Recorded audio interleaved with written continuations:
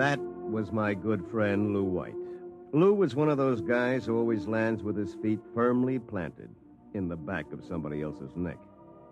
In the year I had known him, he'd already managed to steal the job I wanted, and he was now working on the girl I wanted. Her name was Tina. Tina Velvet.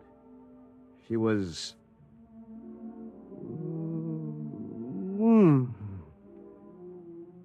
Good morning, Sam. Oh, good morning, Tina. My, you look... Yes? Good enough to take to lunch. Oh, I'm sorry, Sam, but I promised Lou. Sure. I hope you're not too disappointed. Me? Oh, no. Some got it, some don't. I don't. Theoretically, Tina was employed by Somerset and Ojak as combination secretary and switchboard operator for Lou and me. I guess she wasn't what you'd call really smart, but she always managed to look like a pin-up girl caught with her clothes on, if you know what I mean. Well, that was Tina. I tried to steady my blood pressure as I walked into the boss's office. You sent for me, Mr. Ojak? Oh, yes. Sit down, Weber. Sit down. Thank you, Mr. Ojak. My boy, in this business, you've got to be aggressive. You've got to go out and create new clients. I don't mean ambulance chasing or anything like that, but you've got to show some zip. Yes, sir. Well, get in there and punch, Weber. I want to see a change in you in the next few months. As a matter of fact, you'd better. I went back to my office, resolved to show some zip. I bit savagely into a copy of Hackleworth's On Torts. Then I called Tina for a memo. But by the time she came in, my mind was wandering again. Rosenthal versus Rosenthal. On August 4th, the party, the first part. What comes next? Sam, what comes next? Oh, listen, forget the memo for a while. I want you to take a letter. All right, Sam. Today's date, usual heading. To the Chamber of Commerce, Glunt City, Ohio.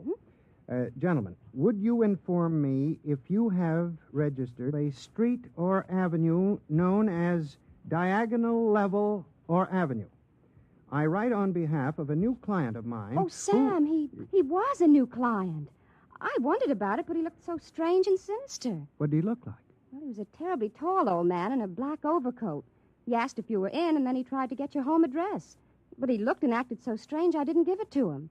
He went away positively furious. That's great. Did he leave his name? Well, that's the funny part of it. He just said he was the censor or the census taker or something from the 24th Oblong.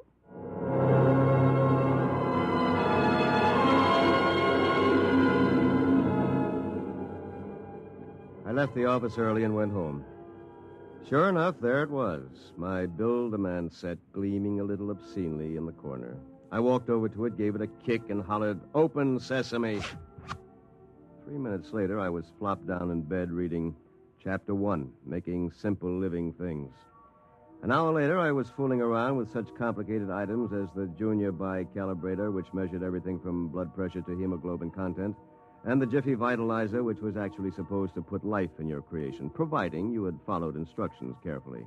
At 8 o'clock, I went out to supper with the idea of getting a little drunk. I did. At 9:45, I came back and made my first simple living thing. Here, boy. Here, boy. Maybe you aren't a boy. Let's see. According to the book, you are a rubicular oyster hog. Not much to look at, but I made you. Me, Sam Weber, attorney at law. I have created life. Hey, come back here. Come back. Here, boy. Here, boy. Here, boy. Hey.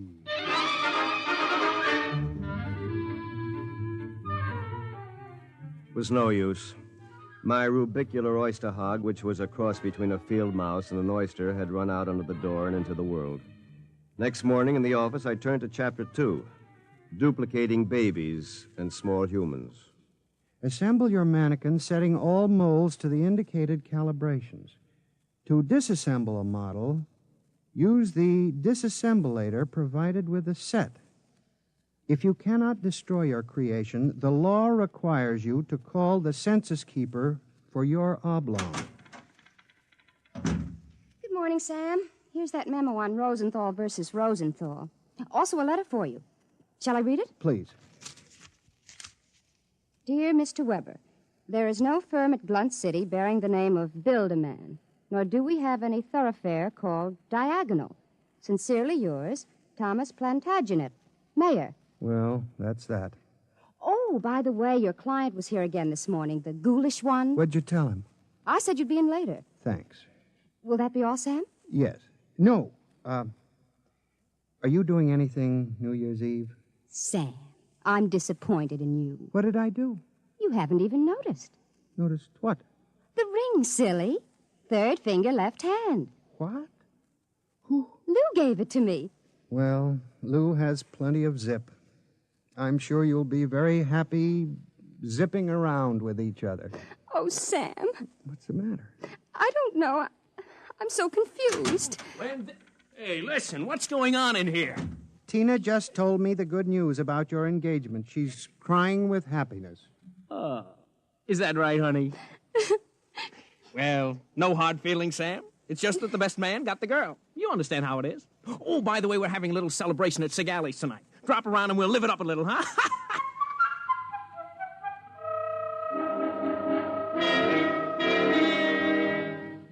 I went home feeling like a man who had been stuffed into a washing machine with the dial set at rinse dry. I was a failure. My job was a bust. My girl was going to marry a football player. I'd been playing God with a chemistry set from some crazy futuristic world. And the bill collectors were hot on my heels. Why not? Think of it. A Sam Weber without all the psychological problems you've got. A dynamic, uninhibited Sam who could win a girl like Tina by sheer magnetism. Then when it was all over, we just take the old disassemblator and presto. And I can do it, too.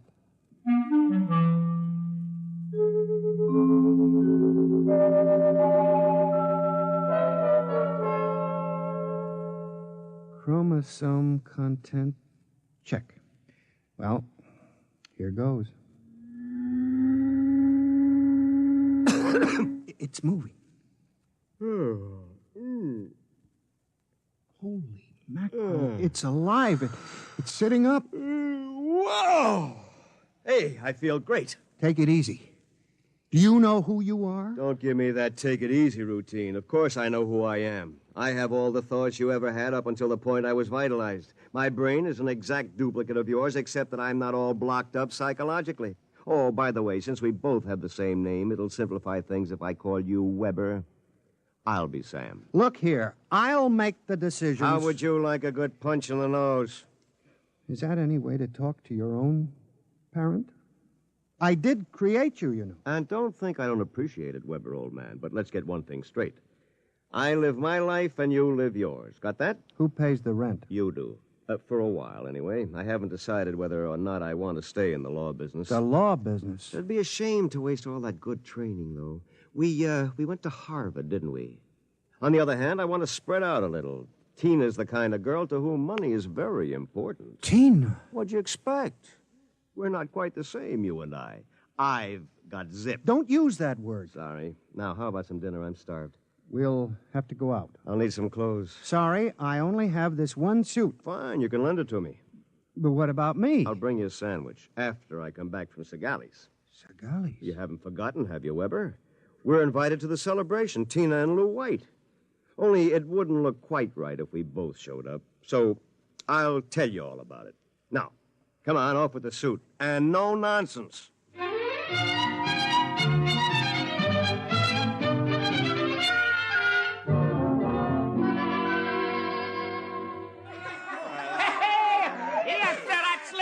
Folks. Yahoo! Hey, have another drink, Mr. Ojak. Come on. Thank you, Lou. Is everybody happy? Oh, Tina, honey, you having yourself a little old time? Well. The happy couple. Sam. Good evening, cats. Everybody's lit up like a Christmas tree, huh? Well, I'll be... Sam, are you in the bag? Never touch the stuff, Lou, my boy. Never touch it. Hey, what's gotten into you, Weber? You seem different somehow. Well, I'll tell you. Ever since I had that talk with Mr. Ojak about myself... Oh, you remember, don't you, Mr. Ojak? Why, yes. You made me realize, Mr. Ojak, that I had a whole reservoir of untapped zip. And that's all it took, just like that. I'm a changed man. I don't believe it. It's an act. Why, you're nothing but a cream puff, and you always will be. Mr. Ojak, I think he owes me an apology for that. I should think so. All right, all-American boy, make with the apologies. Apologize? Why, for 2 cents, I belch you. Folks, would you excuse Mr. White and myself for a few minutes? Coming, Mr. White. I'll be right back, honey.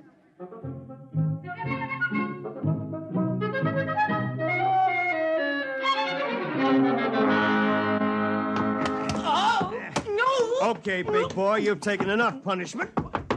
Lou, don't kill him. He did... Oh, dear. He'll be all right in a little while, baby. Did you? I mean... Oh, Sam. Tina. We really shouldn't be...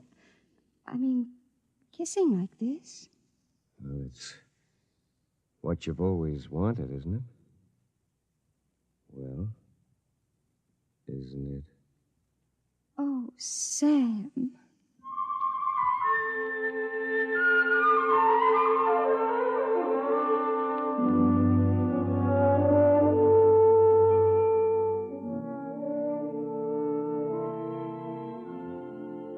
By this time, he's probably kissing her. And there's nothing you can do about it, Weber, old man. Nothing. Hey, wait a minute. Where's that book of instructions? To disassemble a Build-A-Man model, merely focus the ray of the disassemblator device and press lever X. Tina, my Tina, da-da-da-dee, So you're finally home. I'm starved. My boy, you are looking at a man who, in one fell swoop, has got himself a raise, a promotion, and a wife. At least she'll be my wife tomorrow. Who? Tina, of course. Who have we wanted so desperately all these years? I don't believe it. It's true. I had to put on quite a show, but all around it was a real success. Mr. Ojak was so impressed, he called me aside and said he was going to give me a crack at some criminal cases, and if I made the grade, who knows, I may even accept a partnership. And what happens to me? I suppose I sit in this room with no clothes for the rest of my life. Oh, you'll be well taken care of, Weber. You've got it all figured out, haven't you? That's about it. Only you neglected to consider one thing. Oh, what's that? This. Oh, come on, put that down. I'm going to melt you down like a Welsh rabbit. Weber, you can't do that. It's murder. It's like killing your own son. Take off my suit, you phony. You won't be needing it again. You're going through with it, huh? I am. All right. And here's your jacket. Oh, my arm. Now, you give me that thing. Give it to me. Oh. That's better. Now we'll fix this little item so it can't do any damage. You see, Weber, you don't have the guts to stand up against the man you might have been. What's that sound? Somebody's coming up the stairs. Listen. Take a peek through the keyhole, Weber. Holy jumping. It's him. Whom? He's burning it. He's burning a hole right through the door. Good evening, gentlemen. Who are you? I'm the census keeper for the 24th Oblong. You see, your Build-A-Man set was intended for one of the Weber children who's on a field trip in this oblong 200 years from now. Because of an unfortunate time warp, the set was delivered here accidentally. You mean this set came here from 200 years from now? Precisely. Time, as with all things, is relative. We shall have to recover the set, of course, and adjust any discrepancies it has caused. Meanwhile, the problem is, which of you gentlemen is the original Sam Weber? I am. Listen. Liar. Difficulties. Why can't I ever have a simple case like the doublet conduplication? Now look here, Mr. Census Keeper. The duplicate will obviously be... less stable and more emotionally unbalanced. Certainly a man of your qualifications can decide which of us is the more valid member of society, which of us will conform more readily to the standards... Naturally. I observe that one of you is naked. That, of course... Wait a minute. And you seem to be trembling, whereas this gentleman seems quite calm. Hold it. You're making a mistake. I hardly think so. Stay away from me. Do not struggle. Help, please, you're... Mr. Weber. Yes? It would be better if you didn't watch. Of course. You understand, it's not the gift of the Builder-Man set we're afraid of letting you have. It's the principle involved. You people just aren't ready to play God. You understand, of course? Perfectly.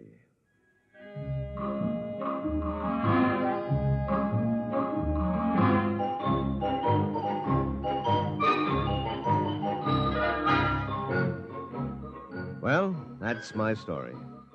Within 10 seconds, the old Sam Weber had been completely dismantled and packed into the box.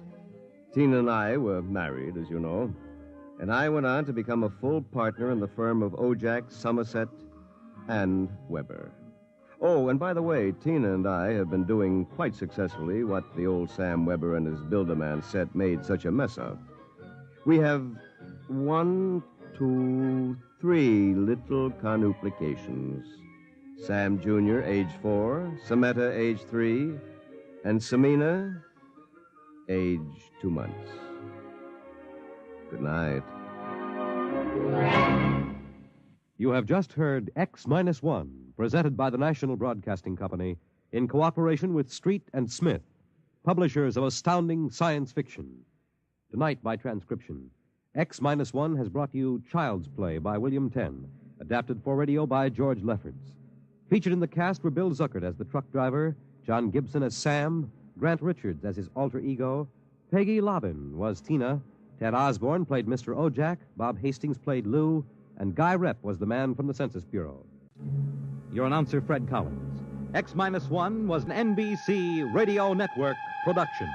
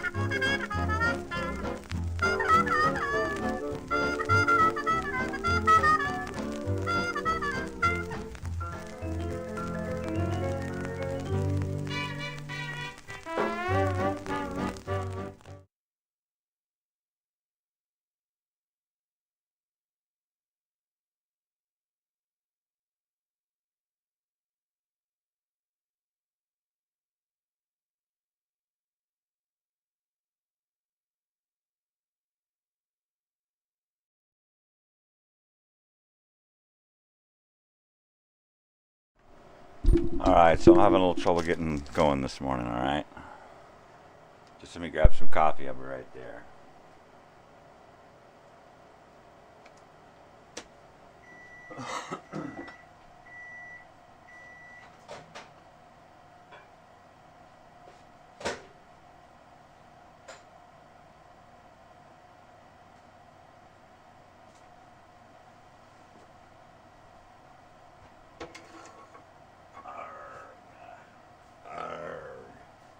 Argan oil.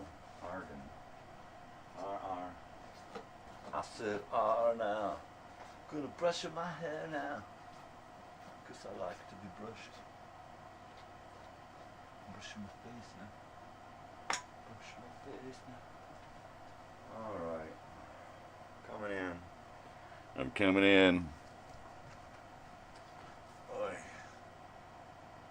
Oi, mate. What's going on, yeah? Yeah, I'm here. I swear. Oi. No, really. What the heck is going on?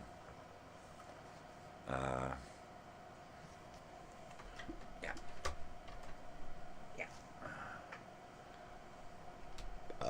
Well, let's see. We've got my... Come on. Go ahead. Go ahead.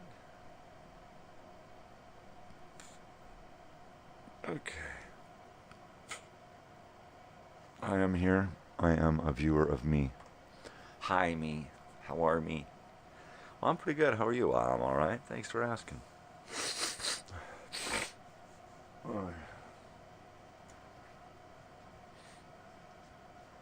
I don't think I could have said it any better myself.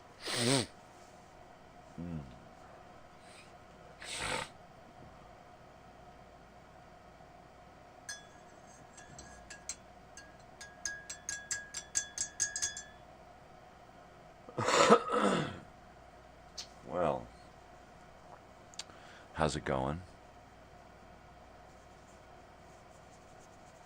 Really? That good? Wow. That's amazing. That's amazing. It's just shut up. It ain't that good. You're absolutely right. It's not amazing. It's just not amazing. Shut up. Lots of things going on here on the channel. Lots of things going on. First of all, I'm having too much fun.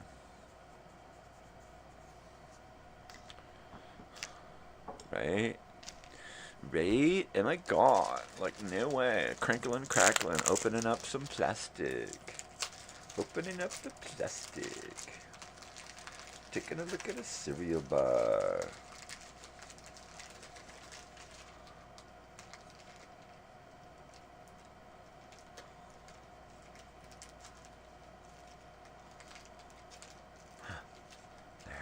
There it is. There's my cereal bar. Right there. I can't put this in my trash because Oliver will come and dig through my trash to get it. So I have to leave it here and put it in the big trash. The big trash. So hi, how are you? How's it going? How's tricks? Yeah, I'm real excited. Real excited to be here.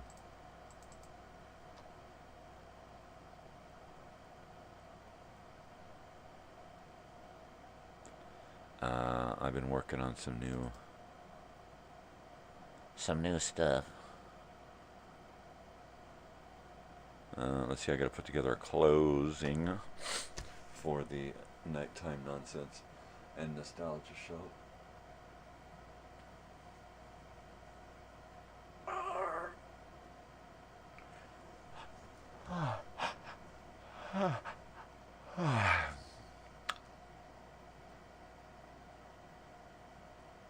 Yeah. It's amazing. Shut up. Stop saying that. It ain't that fucking amazing. You're absolutely right. It is totally unamazing. I am unamazed. That is gotta be that. No way. Abso-freaking-lutely. Ah, jeez. So I've been watching the original Superman movie series. Christopher Reeve, Gene Hackman.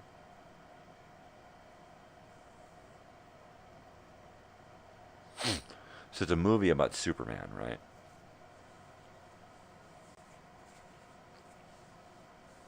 the main character of the movie, of course, is Superman, the motion picture.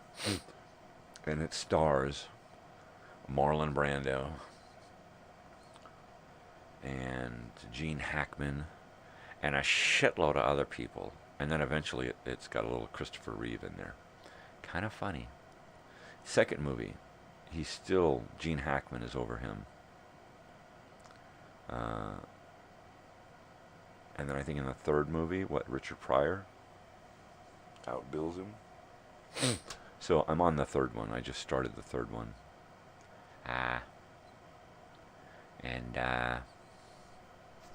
Yeah, I'm about, I don't know, half an hour into it, I guess. Right? Oh my God.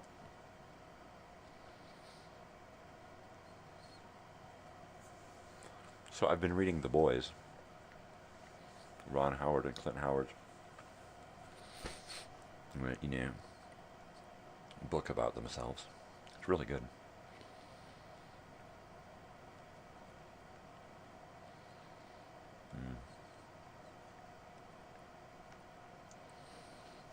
Ron was talking about his work on The Music Man. And so I watched The Music Man.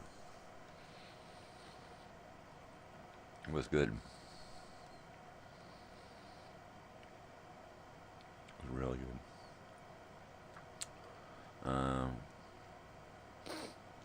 I'm a Matthew Broderick fan, but sorry, Matthew. The original Music Man is the definitive movie. I can accept the fact that they brought it back on Broadway and you reprised the role, but you could have left it there. There was no reason to make a movie, really. There was no reason to redo that.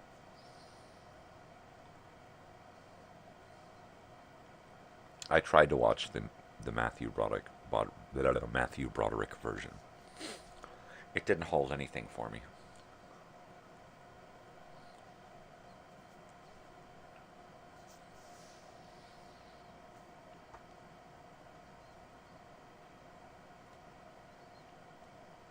Man, my eyes look like a friggin' raccoon. Geez, who beat the hell out of this guy?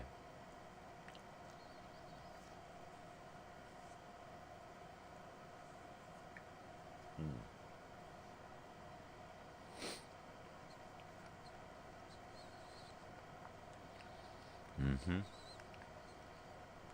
Oh, yeah. Oh, yeah.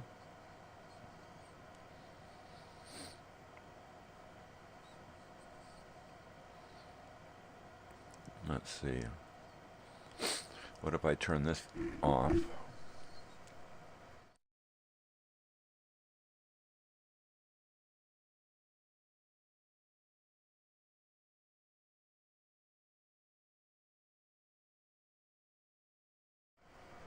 What about this mic? Anything here? No? Nope. Nope. I guess it's this here microphone system here is still the one that's working.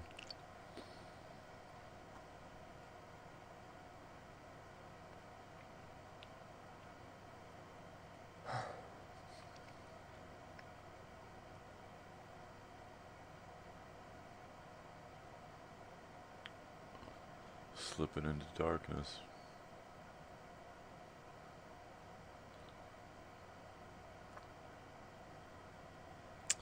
Oh, well, it looks like there might be somebody there. Get the hell out of here. What, are you kidding me? People don't come here.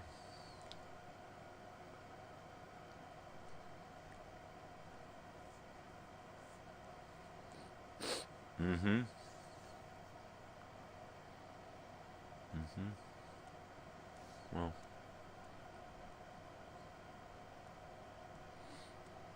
There, I'll be a nice guy and say hi, how are you?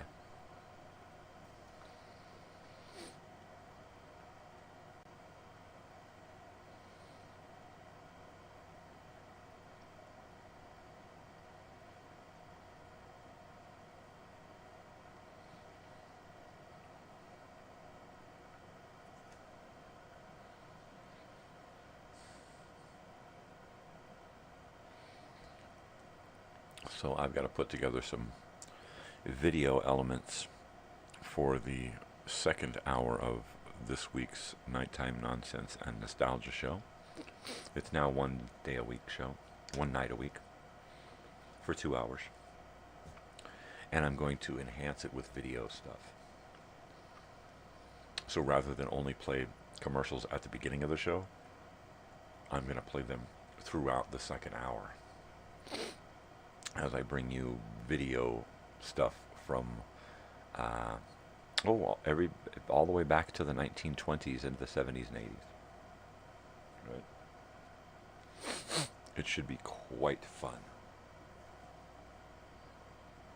I gotta eye cheese. I gotta get some Visine. My eyes are itchy.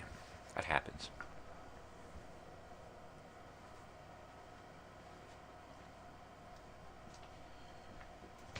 Alright, my bag here. I'm sure I have some Visine. Some Visine. Where is my Visine? It's not in this one.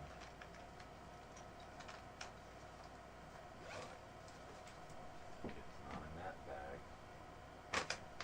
In this bag, there's some Visine. A couple of drops.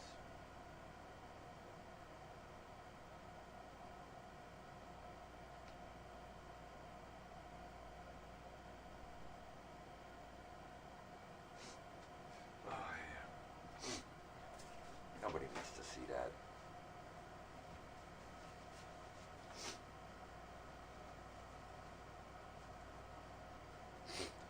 All right. So, here we go.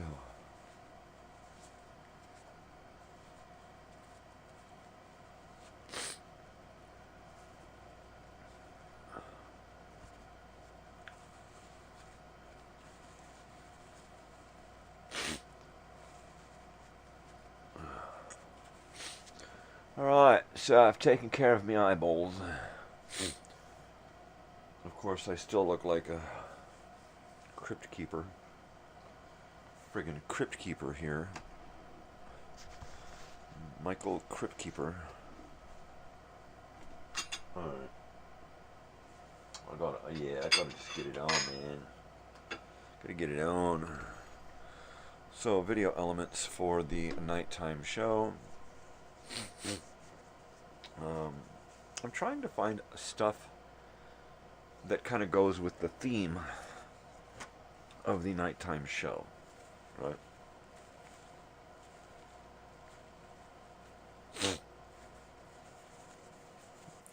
So I picked out a little by, Helen Kane, the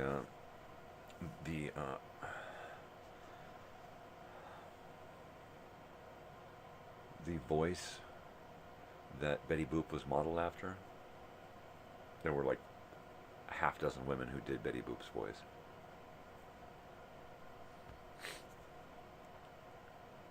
And another half a dozen who sounded just like Helen Kane or Betty Boop.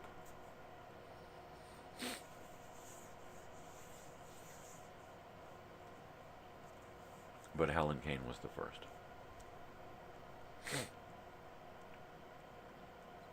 Mae Questel, she did the definitive Betty Boop in the shorts, the movies.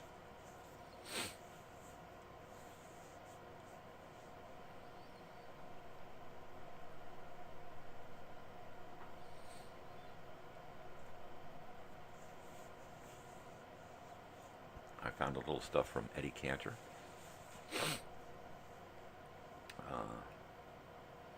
Some movie outtakes, movie trailers, TV movie promos, a lot of commercials, a little bit of like PBS type stuff. It should be quite fun. Quite a fun.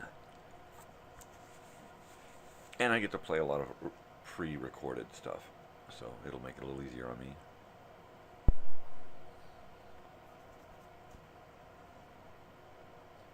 I need about 5 elements for the hour, plus a bunch of commercials in between. And then next week I'm starting that Elsinore Brothers and Sisters live. I don't know what the hell I'm going to do with that. Hopefully I will have t-shirt information by then. Tomorrow I go to the t-shirt place and talk to them.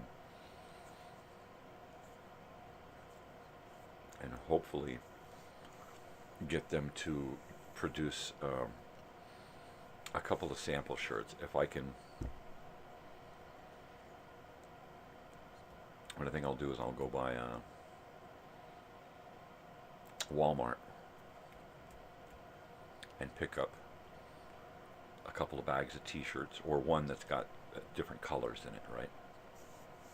Really good heavy-duty t-shirt, and get at least 3 shirts over there for them to give me a sample.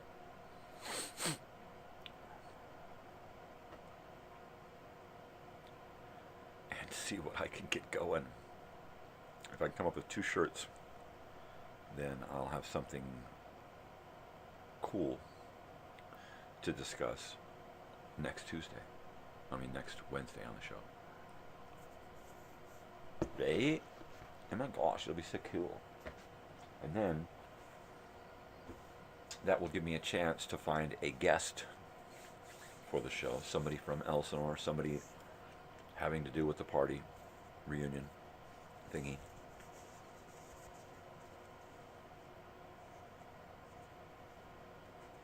Am I gone?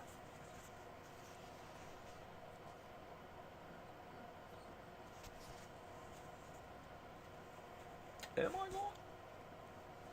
Totally.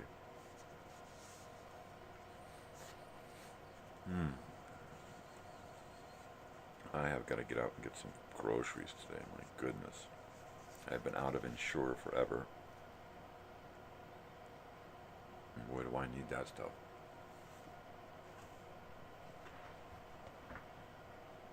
I've got to find food that I actually enjoy eating. If I don't enjoy the food, I'm just not going to eat, period. And I've done way too much of that lately, not eating. I am just shriveling up here.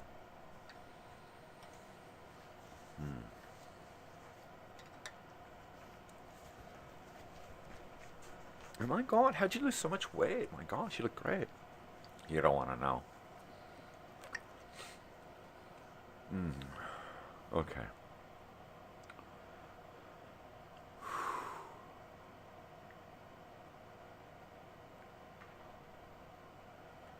Oh, once I get comfortable, of course, then I gotta go get a dog.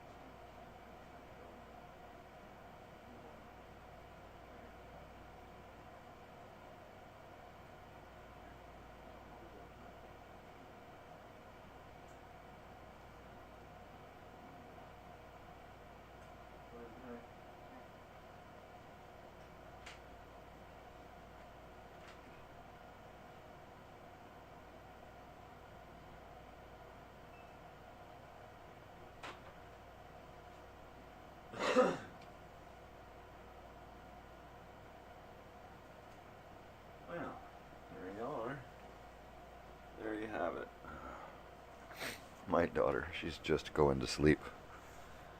Of course, she doesn't have class today, so that's okay. It's, what do you call it? It's one of them holidays. Memorial Day or Labor Day or presidential something fucking, I don't know. They're trying to sell us something. I know they're going to sell us something. If it's Labor Day, then they're going to sell us what? American flags, hot dogs, ooh, Budweiser and Coke, for sure. Charcoal briquettes, Oscar Mayer wieners. Geez, these are all of the Labor Day accoutrement, right? It's totally it, man. It's like, oh my god, accoutrement. Did he really say that? I really said that. Shit. Shit. Double shit. That's because I don't have a light on over here. You see my pretty lamp? Isn't that pretty? Now it's going to disappear.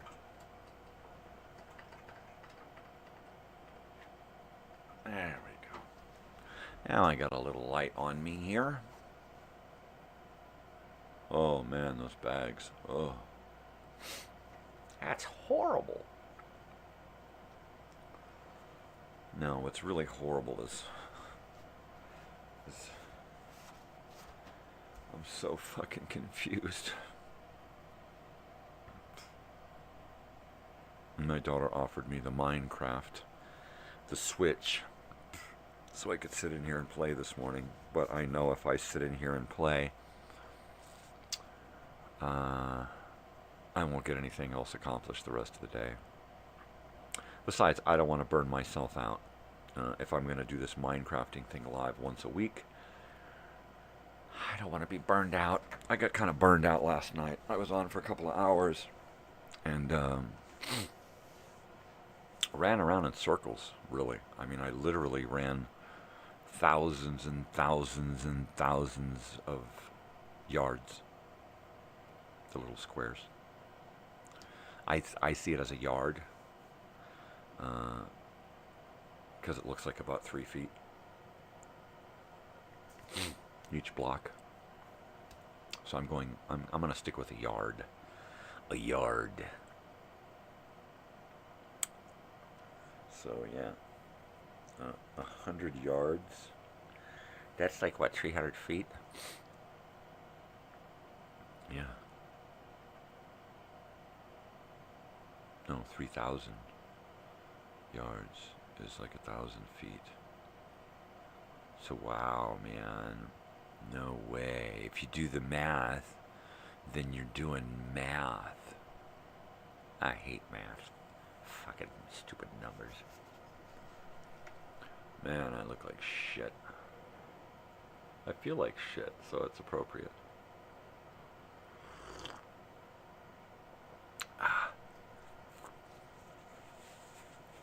Oh, man. Seriously, don't take me seriously. Oh, that's right. I was going to do this. And then I was so rudely interrupted by a dog. Oh, my gosh. Oh, my God. Like, no way. No way. And there she is. I finished the cereal bar already. You're late. You're late. You don't get no cereal bar. Nope.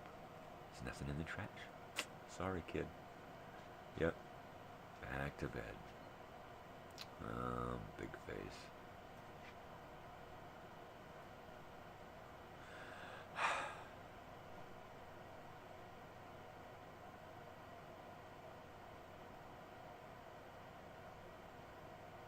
Yeah. Yeah.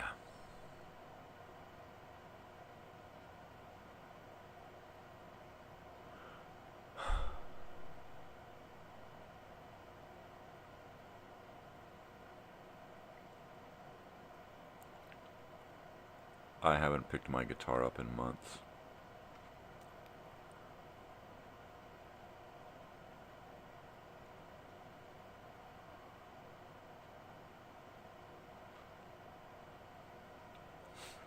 I don't think I've done any singing except along with the radio.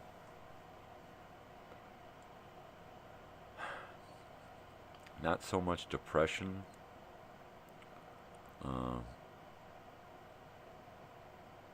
It's just I know what's coming, and I don't want to be stuck holding a bag full of music when the music stops, because I'll want to keep going, and I won't be able to. What I'd really like to do is get an electric guitar. If I had a really nice electric guitar, I would probably just sit and play for hours and hours and hours and kind of relearn, reteach myself a bunch of stuff. The acoustic guitar is really hard to play because of the string action and the tension and the stiffness and the harshness of the strings. I mean, it just shreds my fingers up. What a pussy. Yeah, you're telling me.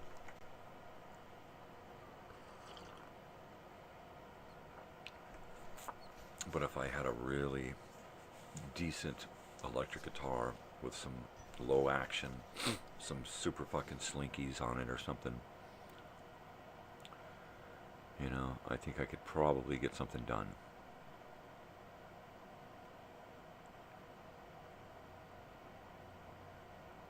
I don't know.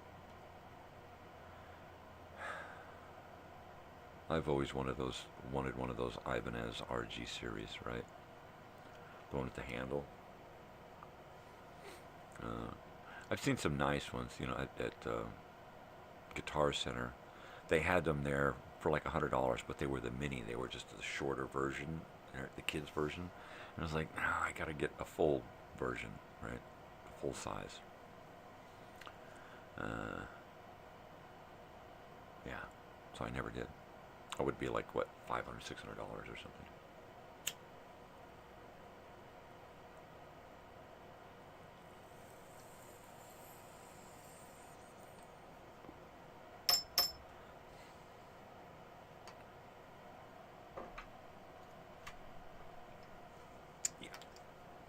No, really. No, really. I just,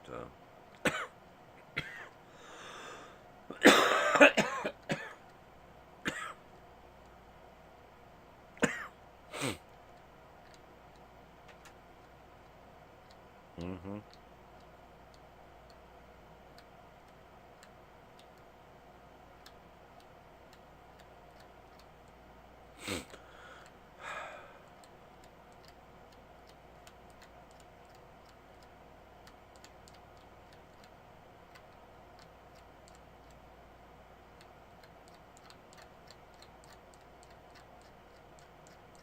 Yep. Oh yeah. Oh yeah. Yeah.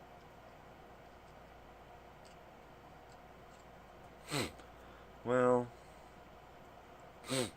how are ya? I are okay. Yeah.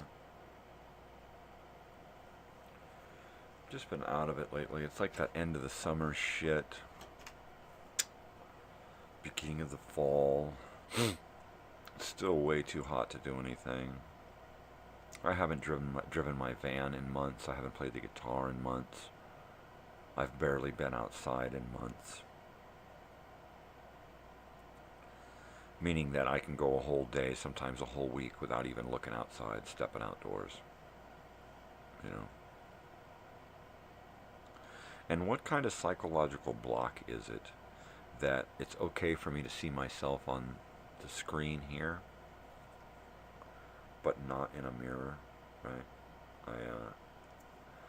It's like one of those weird idiosyncrasies where I just avoid myself in the mirror, right? Obviously, I mean, look at me, right? I just don't like it. It's too personal. It's too close. But seeing myself on the screen here, I mean, I really don't ever get a chance to look myself directly in the eyes because I can't. I'm always looking at you look at the camera or the screen. You can't do both. You can do it really quick and hopefully catch your eyes, which I can just catch like a half a second of my eyes here. But that's it. That's all you can do. So what kind of thing is it, you know? To ask my daughter, the psychology major.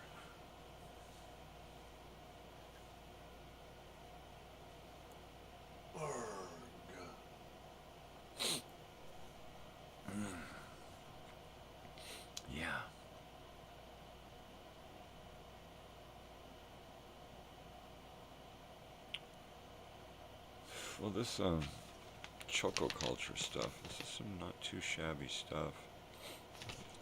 Got a half ounce of this stuff. Icy mints.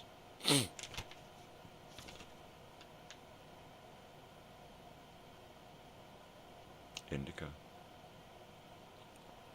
Wasn't real heavy on the cannabinoids or the THC, but it's got a good look to it. And I was right, it's got a good flavor. It's got a good buzz. Mainly for the pain. I like the indica for the pain.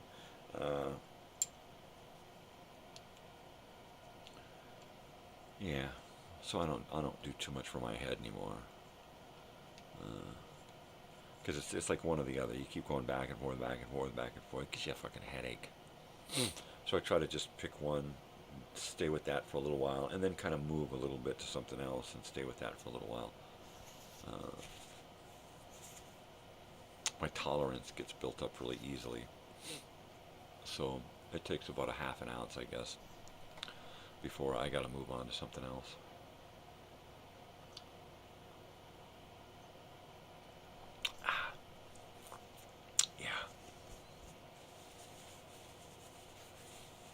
I'm telling you. But this stuff's alright. It's not too bad. Not too shabby.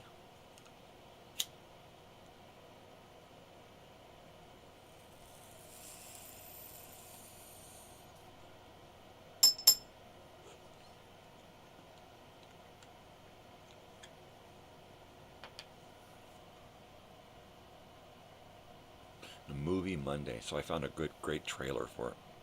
Over the Edge. Right? Let me see if I can...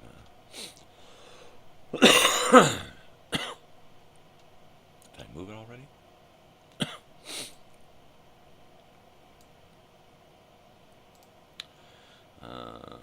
New open and close with promoted elements live. That's not it. Graphics. I moved graphics over. That's what I moved over.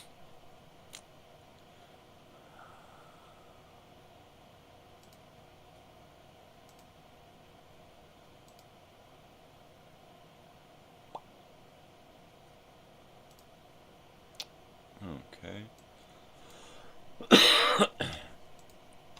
Let's go here.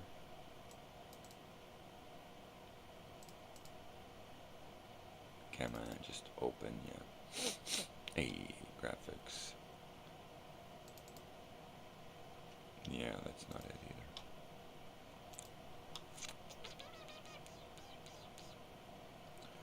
Did I make a new file for new elements? There it is. Oh, yeah. There we go. Oh, yeah, that's right. I got some Felix the Cat cartoons. I've got some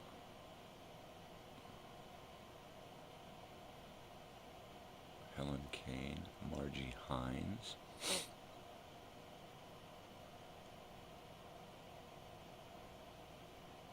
Yeah. Some great promos. And yeah, it should be. This show should be a lot of fun.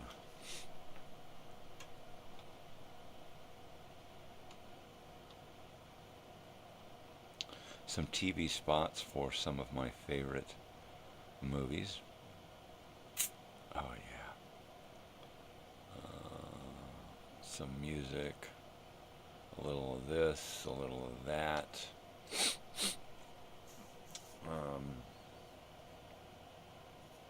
Yeah, I'm real excited. I'm really excited.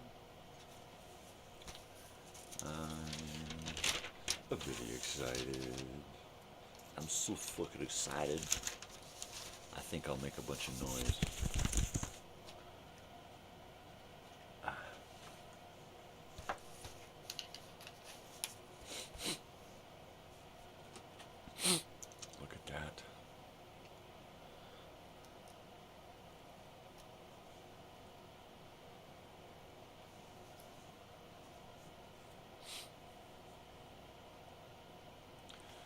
So, elements for the video portion of the nighttime show.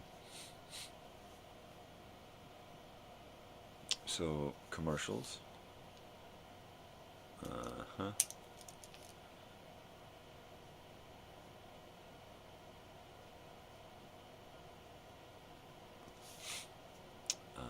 And we're going to have movie promos. Movie, what do they call them? A movie spot? Trailer. Movie trailer. TV spot. We're going to do some music. And cartoon. And a PBS type thing. More like an educational film, right? So I'll grab something with some nighttime nonsense and nostalgia appeal. Right? And put something together. Put like an hour-long portion together. Video, think video, but think old TV, old movies. In the 70s and 80s, you could always find old 1920s and 30s and on up, but you could find as old as that on TV, late night stuff. You could stay up and watch Eddie Cantor, W.C. Fields, Mae West, Laurel and Hardy, the Little Rascals. This stuff was always on, right? So I'm going to try to bring a lot of that stuff, and stuff from the 70s and 80s where I enjoyed a lot of that older stuff. So there's a method.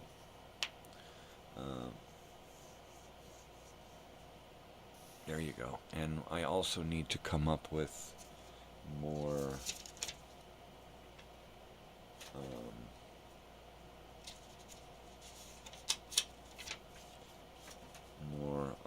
what you call it? Ah, crap. I forgot what I was going to say. I gotta heat this up. That'll help me think.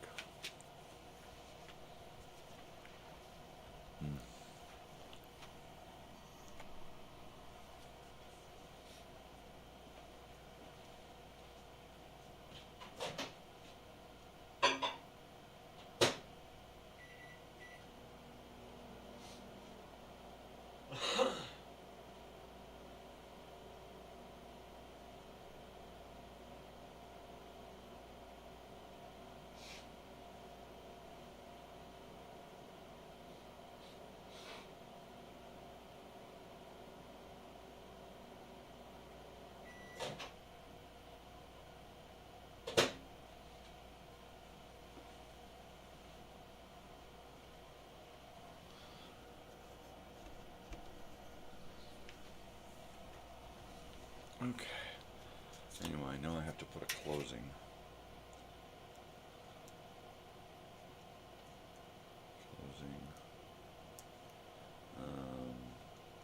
E, B,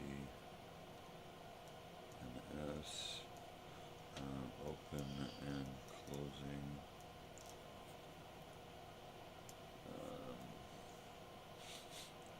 Music. More music.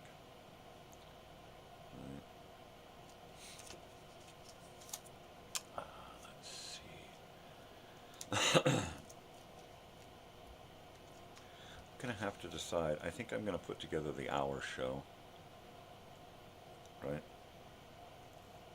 Rather than sit and try to tack together elements and in between stuff, I think I'll just put together the whole hour show.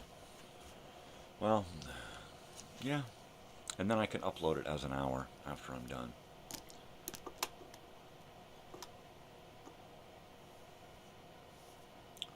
So I can load it up first, have it go through the checks, check everything in the video, and make it go public the following week.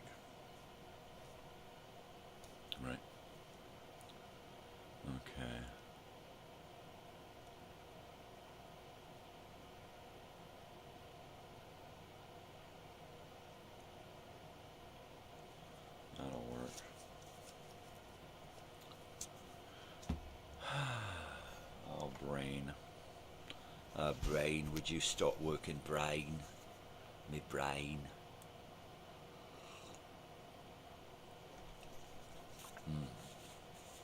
Yeah.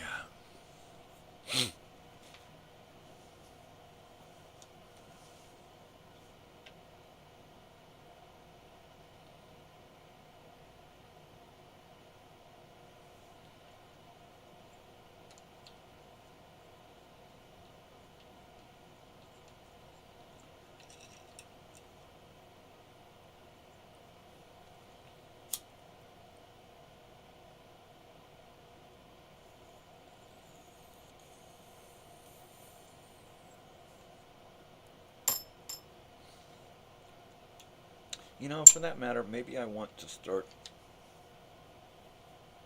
editing my blocks of music with video.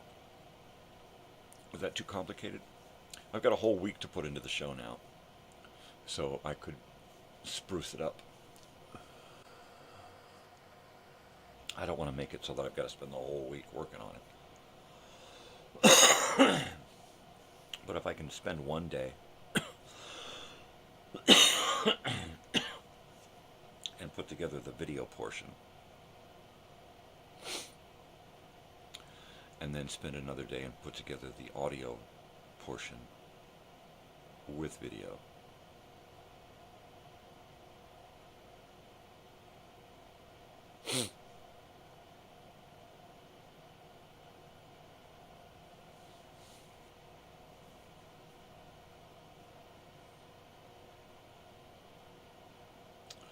Well, doggy, we're going to have to look into that. More what? I was thinking about more something. More elements. More video elements. More TV.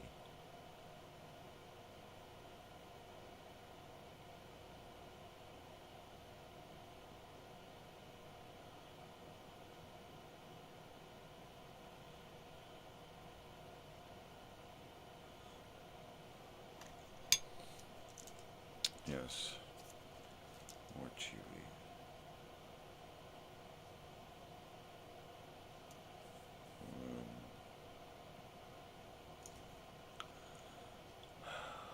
And what are we going to do there?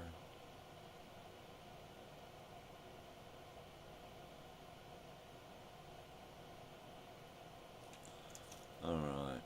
You see my brain hiccuping. My hiccuping brain. It's brain.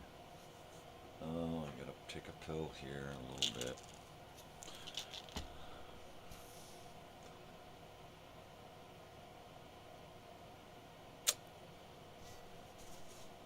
Yeah.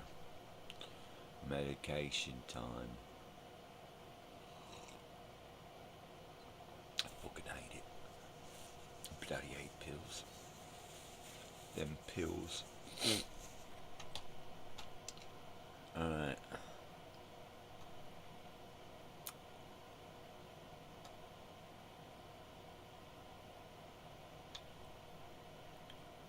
Eddie Cantor. Oh, it doesn't give me a time on these. Damn it.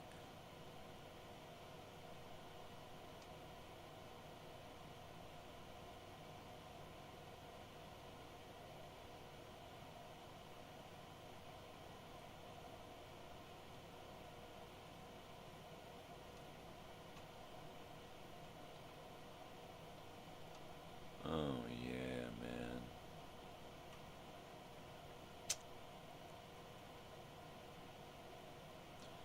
Oh, that's it.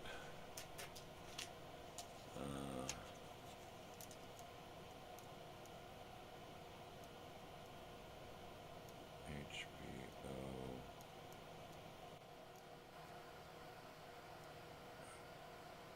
Behind the scenes. Right. I don't know what those little featurettes were called, but they were great. They were like 5 to 25 minutes long, right? And they went behind the scenes of a movie. When a lot of these movies went to DVD, they used those and pulled them over with the trailers and the other things to spruce up their DVD package. Because those I remember a lot about those, watching those little featurettes, because they would play them all the time. You know, they had to fill in the gaps. Some gap fillaging. Yeah.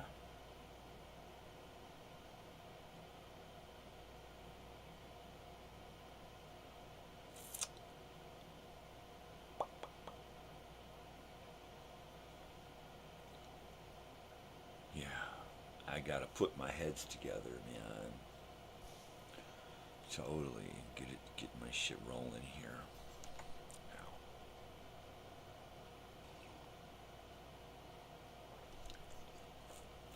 This wrist is really taking one for the team. Arthritis is no good, but this one here, this one sucks. Getting too much usage.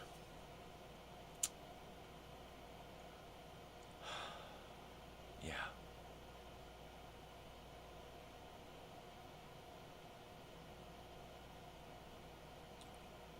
Uh-huh.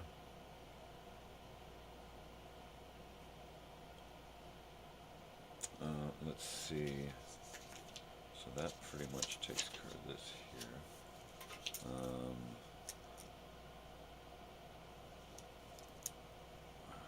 Elsinore Brothers and Sisters.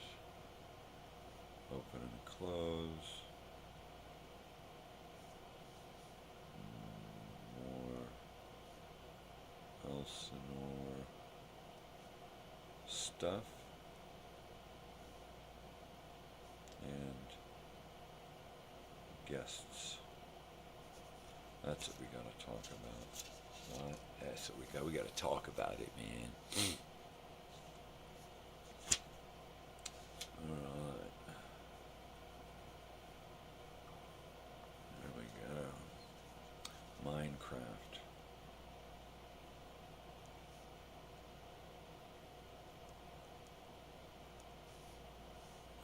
Open and close.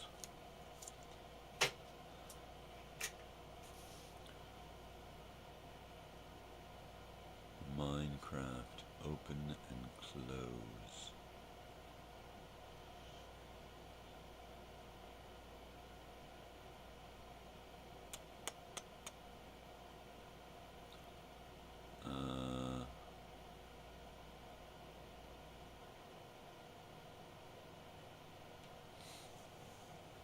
What I will do is I will make a video of me running from one end of the map to the other.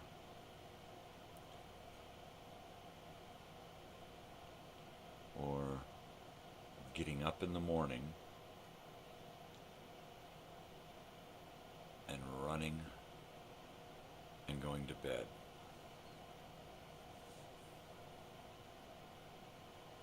And that, what is that, 10 minutes?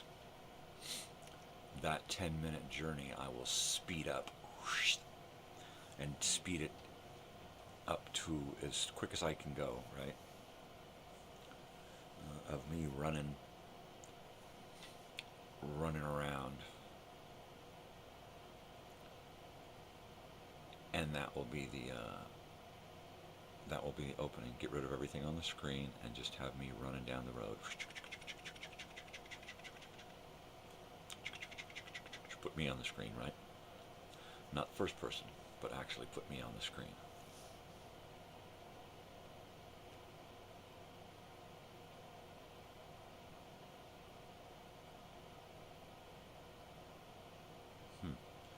I could do it in the morning and run all day and all night, right? Leave at noon and get to the house at dark. Ooh. And then go to sleep. I could do that too.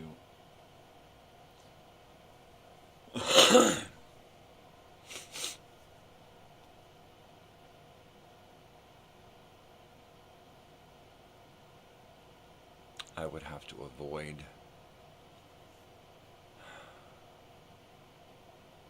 nighttime places, villages, right? To avoid those so I don't rain down hell and destruction upon them.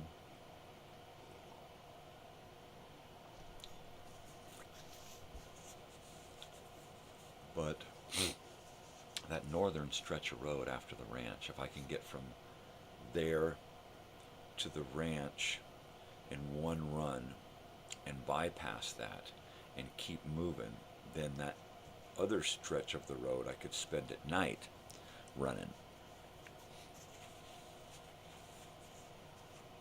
Well, how fast can I speed it up?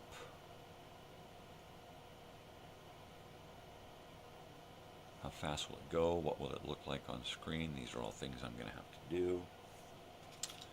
So let's go and we'll say fast walk. Fast walker.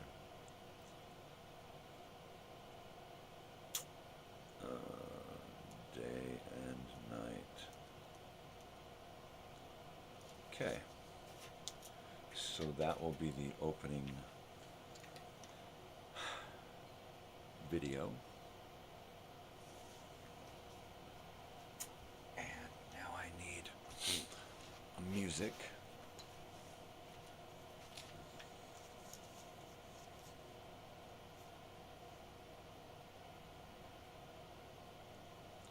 And graphics.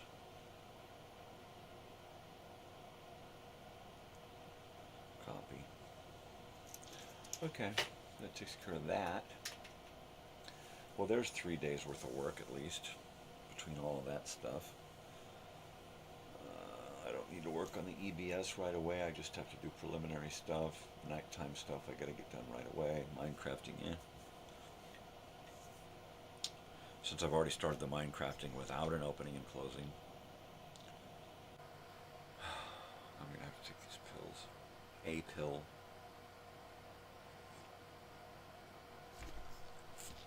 Well, it doesn't say don't take with coffee, right? It just says finish it all, dipshit.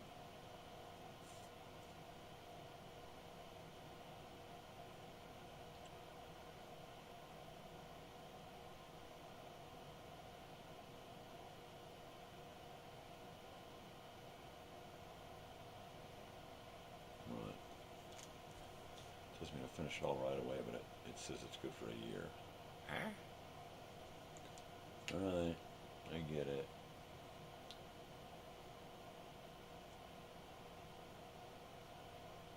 Huh?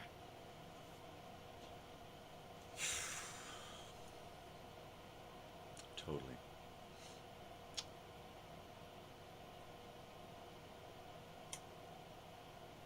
Totally.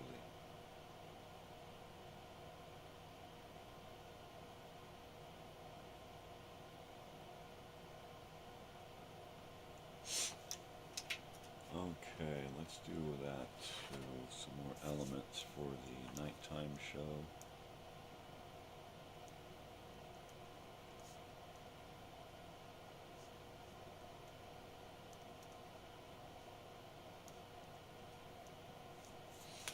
Okay.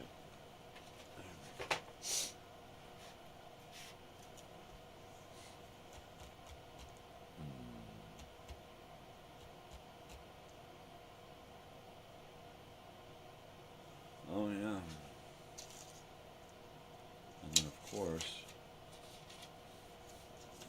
original content. Because that's what it's all about this fall.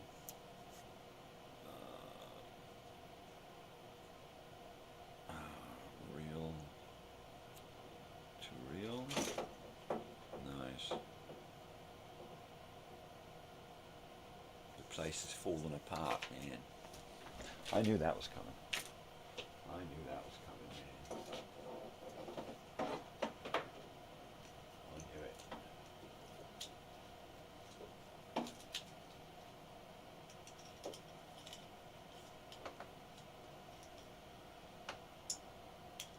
There we go. Just a little adjustment.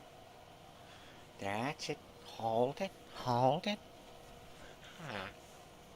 Fucking wrist. I'm falling apart at the seams, man. Falling apart. I'm back in shock again about ELO. Just in shock, man. Just in shock. It was a shocker, man.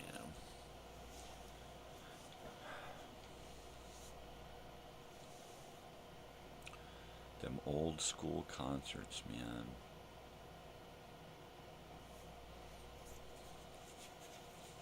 It was like, my daughter wants to go see a concert in September, and so I was looking, and it was like, ooh, Earth, Wind, and Fire in Chicago. She'd dig that shit like 20 times over.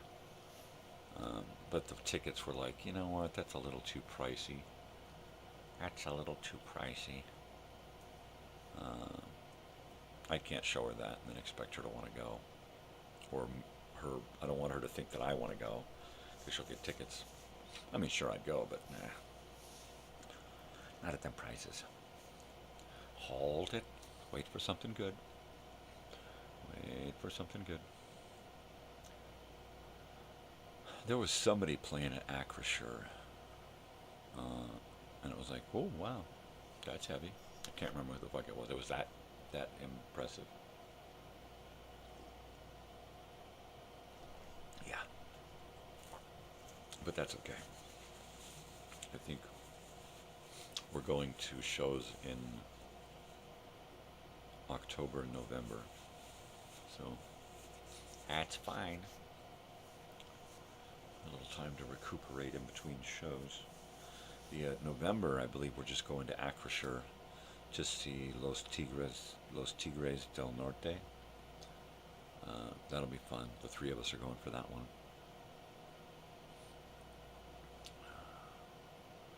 Yeah. Yeah. Oh, yeah. Oh, crap. Here comes my alarm.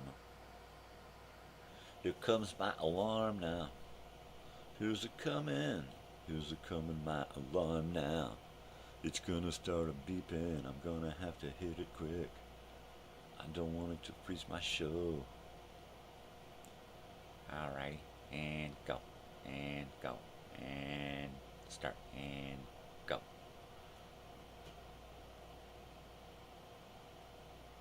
It's coming. Hold it. And it's just about straight up 6. And I got arms here.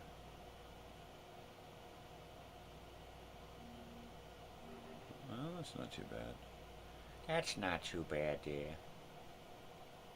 That's not too bad. Now I gotta take the pill.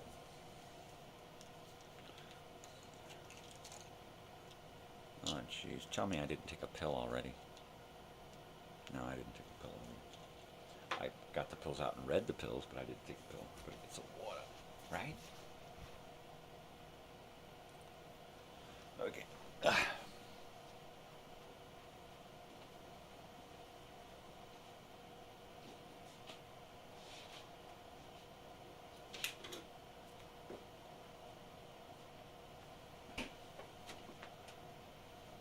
Oh yeah. So we've been battling with ants for the last week. They just won't give up, man. Chase them out one place and they find another spot to come in. One crumb, right?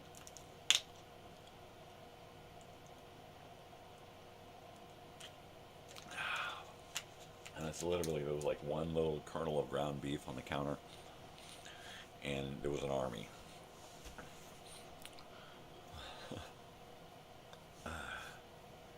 It's crazy. So I catch myself looking everywhere now for armies of ants. Totally. Because they're vicious out here. They're just totally vicious. Vicious.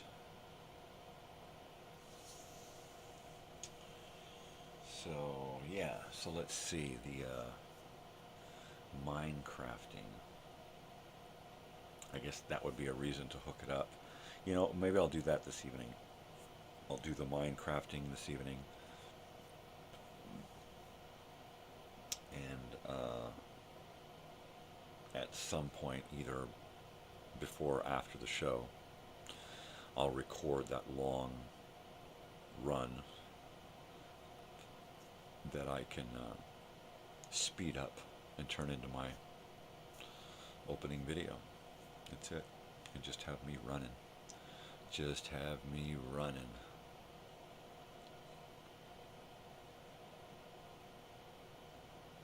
Right? Just running, man. Just running, just hauling ass. I could take a horse, but I hate it when my horse glitches out, right? And then you're going so fast on a horse that stuff out in front of you doesn't spawn. And then that looks bad on video, right? So I'll have to make it a nice run.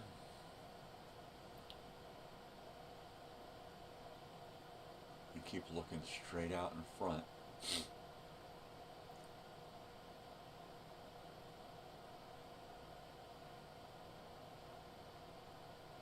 Right.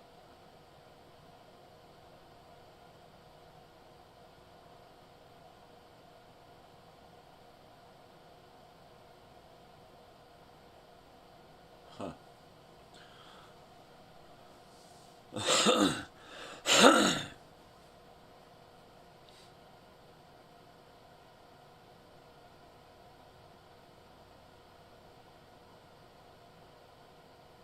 I get videos of me doing stuff, fighting monsters.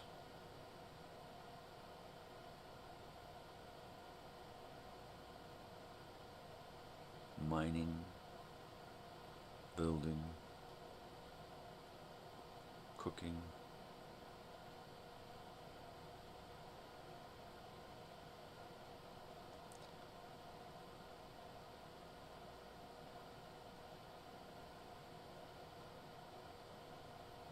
Yeah, that should be interesting. That should be interesting. The music and some great graphics, right?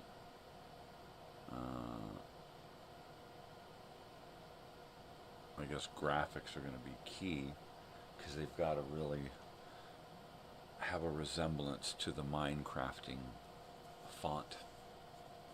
Minecraft font. Yeah. Coffee. I better heat this up so I enjoy it.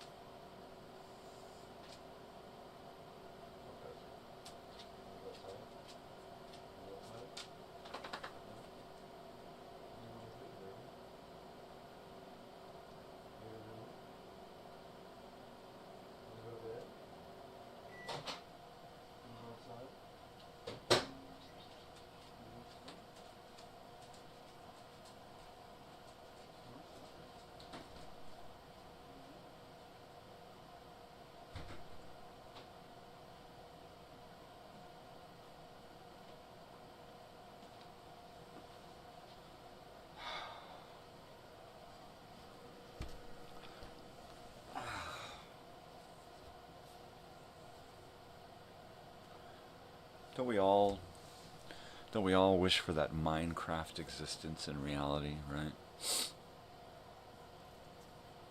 I do. Wouldn't it be easy if we could just chop chop, bang bang, bada bing, bada boom, next?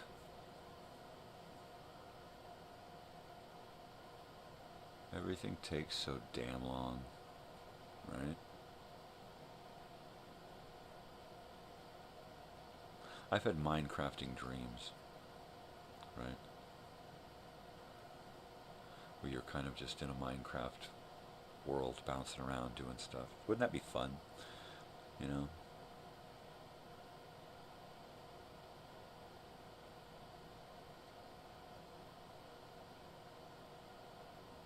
Okay, so let's say there's a heaven, and you get to kind of decide what it's going to be like for yourself, right, individually. It's kind of a world that you kind of create with your own imagination and then populate with whoever you want, right? I would kind of be into doing like a Minecrafting thing, right? That would be great.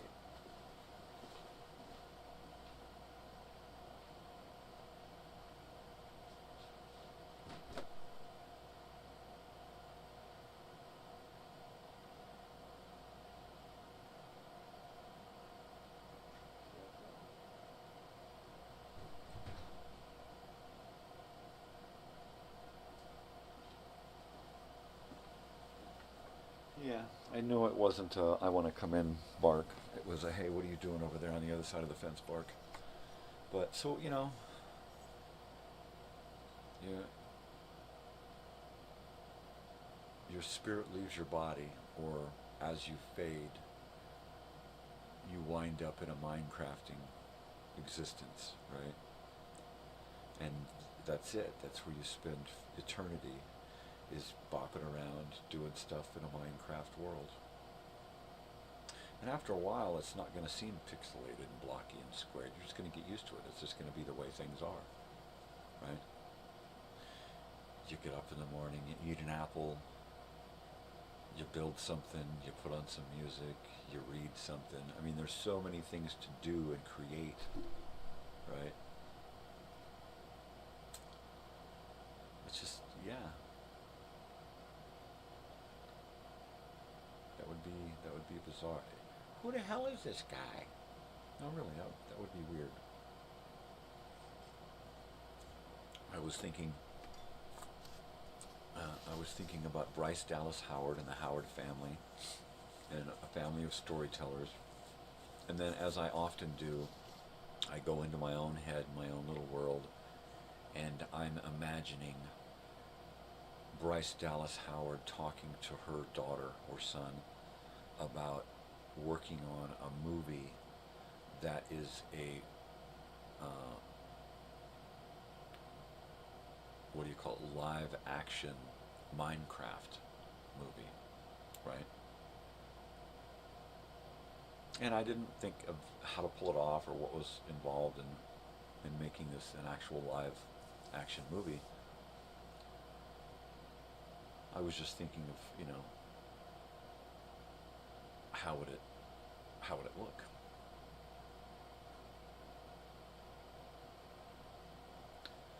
And what would be the premise and the plot, you know?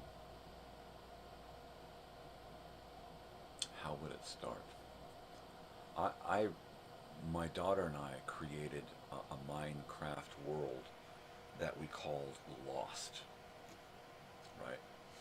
And it was because the premise of the game that we started, that we created, the world, was that there was one of us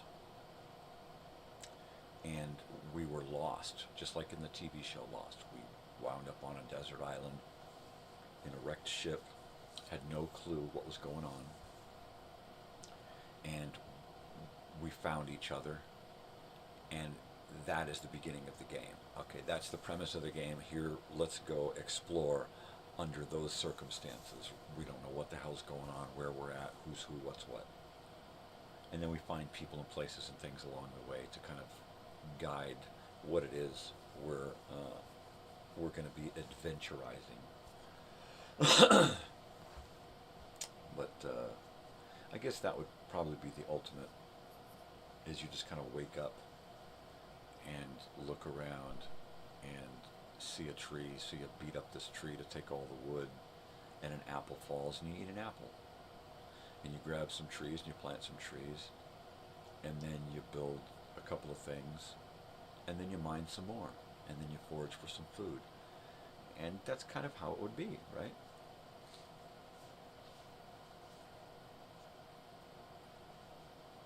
And maybe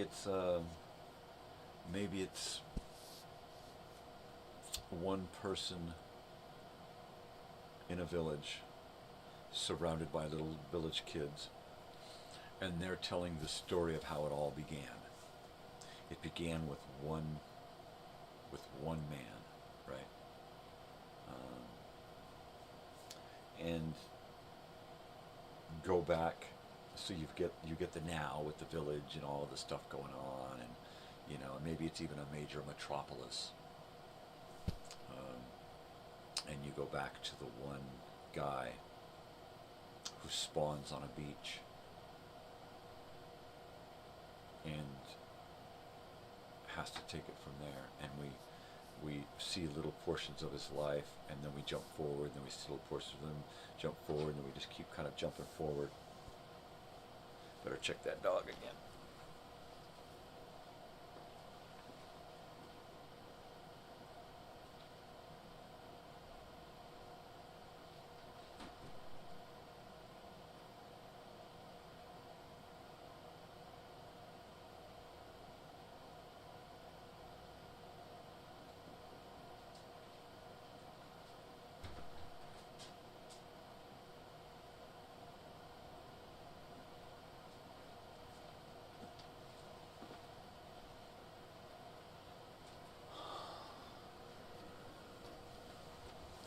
What will humanity be when all the pretty things are gone?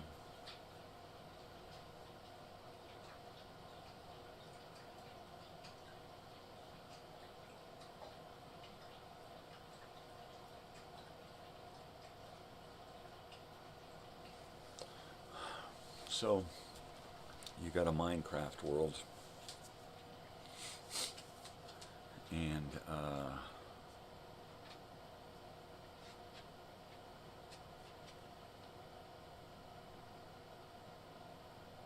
yeah, there you go. You get the one guy that comes along and changes everything. He saves villages, entire villages, from monsters.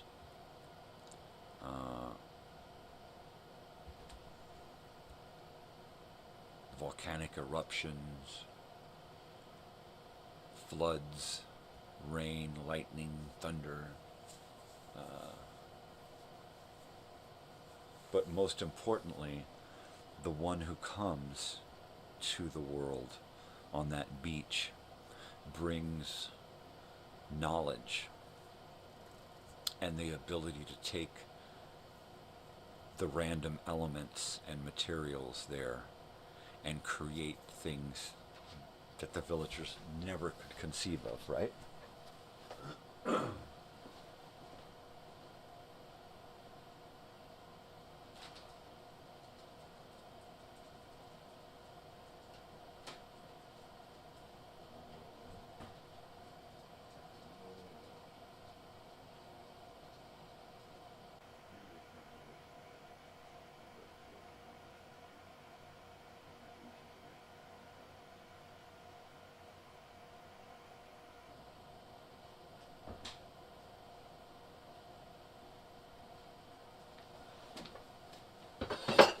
Whoa. Holy hell. So, my daughter's still awake. The dog went from one room to the other, and he's like, ooh, she's still awake. Yeah. Minecraft.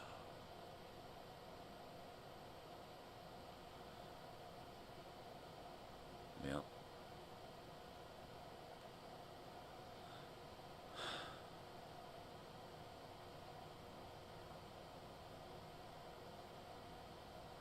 And then if you're going to do a live action, well, how the hell do you do that?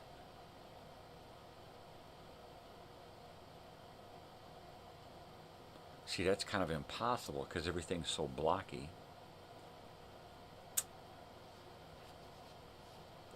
If you did an animated version, it would just pretty much be playing a game and then editing it together. I mean, anybody could do that, right? And then do voiceover.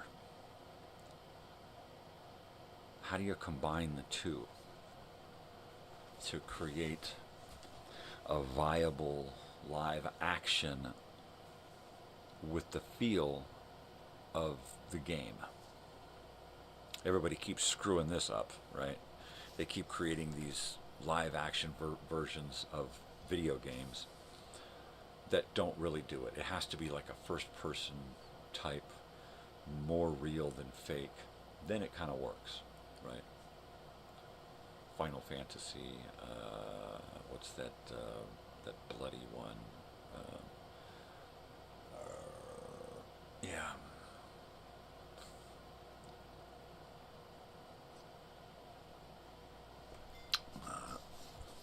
Resident Evil, right? There was what called Lost Hill or something Hill, Silent Hill. So they're the ones that usually work are the ones that are closer to reality. How the hell do you get Minecraft to work in a live action, actual real people?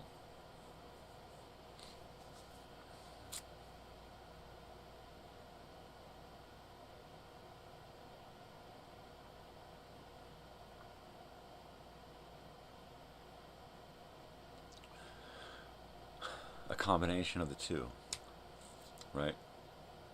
Use the Avatar James Cameron device that you wear to map you doing everything, to record you doing everything, and then they build a new you over you, right? So they can take you and turn you into a blocky version, a pixelated version of you,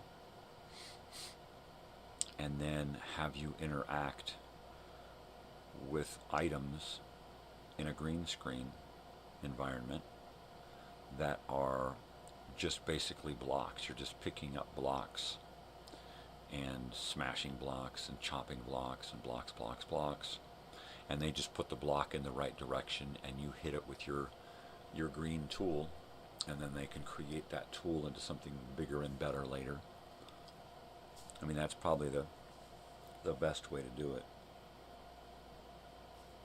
And then that way you get that animated gaming feel with a twist, and you get these Minecraft characters that actually look like the actors portraying them, right? Like the Avatar Sigourney Weaver character really did look like Sigourney Weaver's face, right? Because it was.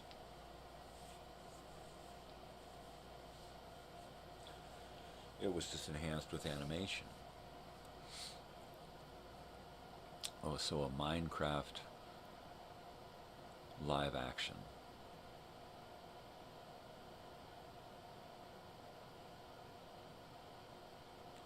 And then Bryce Dallas Howard as the star. I don't know why it popped into my head this morning, but that's what took me here. Well, I guess it's reading that book that's doing it.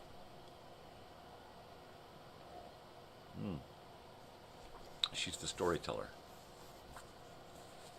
She's the one telling the story of the first person.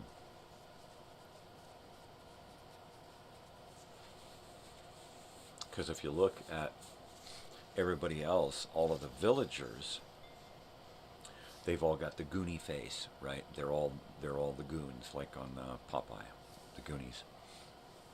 Not those Goonies.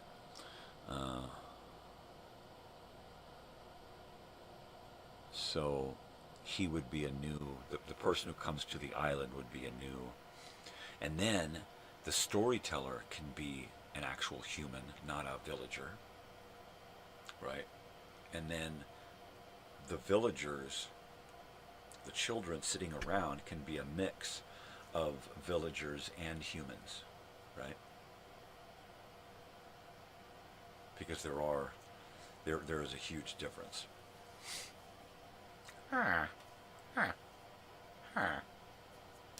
Yeah.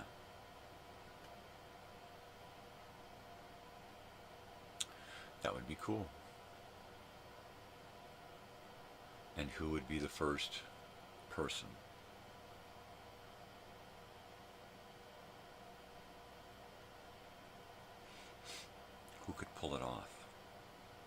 it would have to be somebody a little bit older, not a young person, because we want to have, well, not necessarily. It can't be a real young person. It's got to be, I was going to say someone of intelligence, so it has to be older, but that's not necessarily so. There are a lot of very highly intelligent young people out there that get poo-pooed because they're young. So it has to just be, it doesn't matter their age so much, but it has to be, or gender, it has to be somebody with knowledge, knowledge of all things, so to speak, right? Encyclopedia salesman, somebody who just reads. Like the character on the Army of Darkness 3, Evil Dead, the Army of Darkness, right? What's that, 3? The Bruce Campbell character, right? He goes and he's got that trunk filled with books, right? Chemistry books and engineering books and that kind of shit. History books. I don't know what that was all about. Why did he got a bunch of books in his trunk? To make the plot easier to deal with, I guess.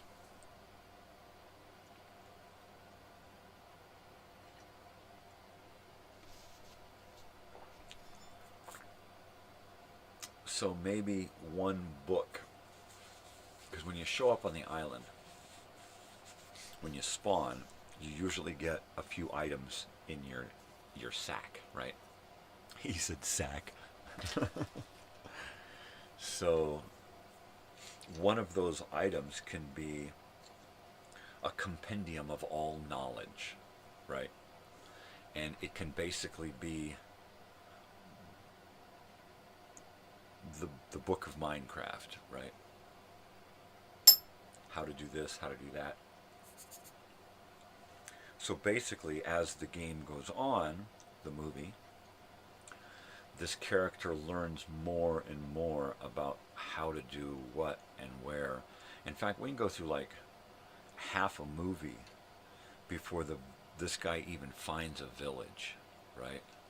Before he even finds another human.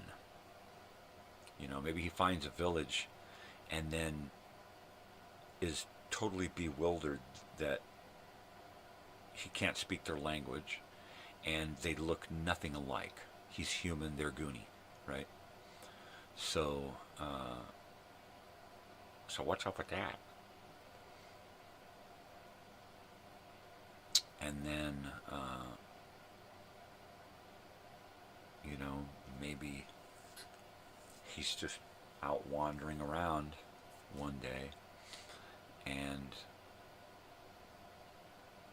just bumps into a human out running around. A human doing the same thing, trying to figure it all out.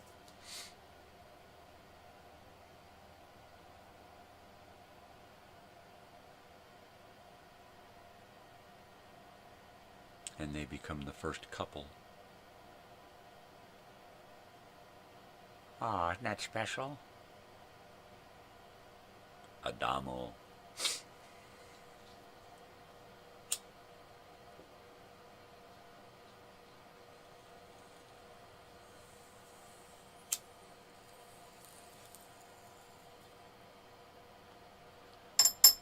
I hear dogs again. They're gonna make me crazy. I better go see what's going on.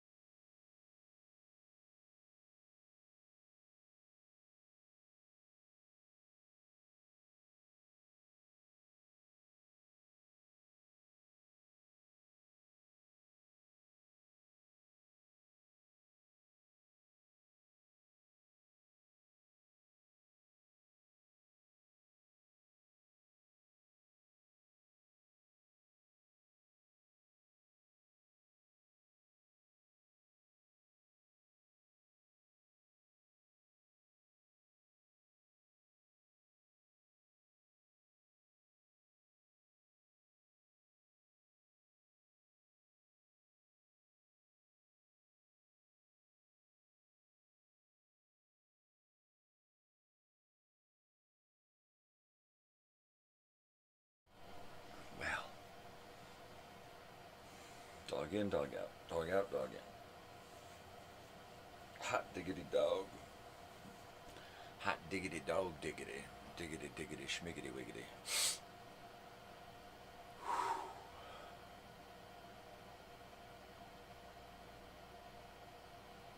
I gotta go work today.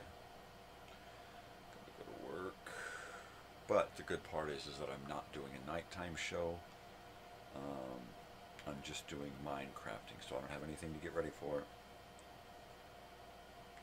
I can go to work, come back, take a nap, get up, plug in, Minecraft. And like that.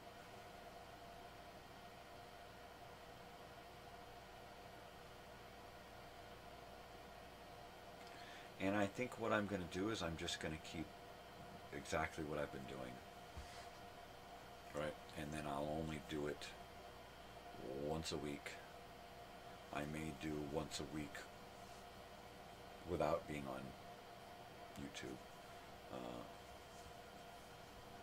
To kind of move the show ahead, right?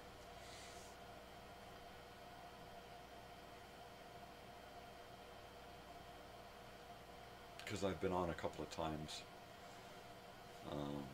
since the last time I was live, and I did quite a lot of building and exploring, so that should be neat. But while I've been going north and then over to where I've already explored before and down, and kind of doing a circle in the known world, I think I'm going to continue north and go east into areas that I haven't been. So I've got a road, I finished this really nice bridge, and then I've got a T from that road, that main north to south road. I've got a T shooting off east, and I think I'll take that T and keep it going. Just keep moving right along. Moving right along. Or what I might do is leave from, well, I'll probably do both. I'll leave on that T and go out, and then I'll leave from that village and go out and go east on both, and then come around and connect them, and kind of, I don't know, corral things in with some highways. What I like is that I can just write down or remember where my highway coordinates is, and just know that if I go far enough east or west or south or north, I'm going to hit a road. So I don't necessarily have to take maps with me wherever I go. Although it would be nice, and at some point I do want to set up an entire wall that has all of the maps of all of the different areas that have been explored. That's hard. I know I have a lot of those maps, but then I gotta dig them up and arrange them.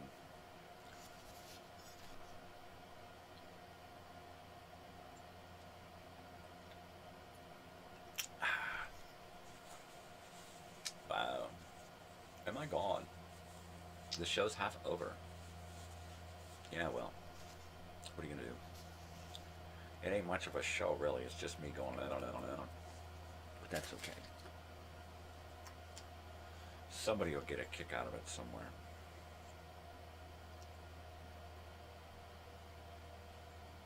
And I get a kick out of this, which is the most important thing, right? I enjoy this.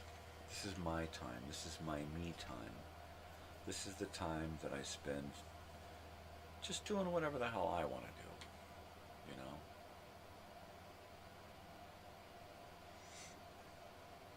Real to real.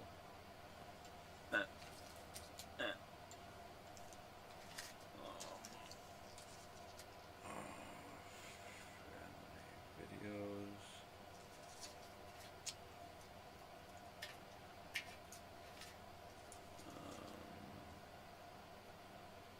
Photo album.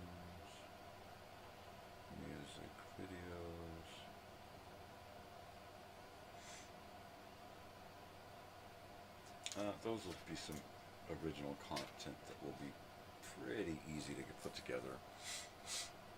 If I can spend a day and get a couple of elements, a couple of shows, videos, then that, you know, like a photo album. I can go through, collect a bunch of photos, boom, turn it into a video.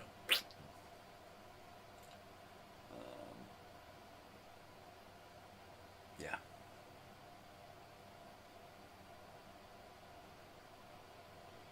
Record one of my father's reel-to-reels or something else, and then digitize that as a video. Boom. Content. Now once I get into the family videos, I've got to set up a machine and a way to digitize it, and then just sit here and just boom, boom, boom, boom, boom, fucking just going crazy. And just, you know, bang out all of them. I've got to get a few things and clean the head on this machine, get it up and cleaned out and dusted and blown out and working properly. Make sure, because I haven't used it in a couple of years, make sure that it's working good. Get the smaller machine up and working and ready, make sure that it's working good. Run some test digitizations, and then just go. You know, record, play, and then just let it happen. And do the next, and then do the next. And then come along later and rewind them all. You know, because these old machines, they have to play while they're rewinding.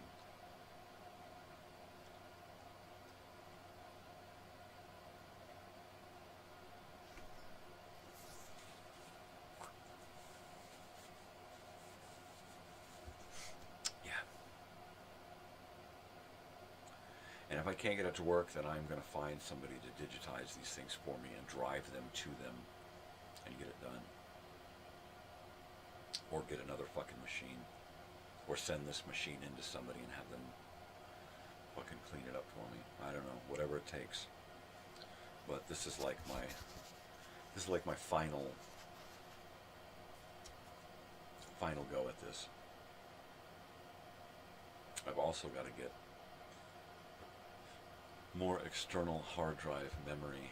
I really need some more memory.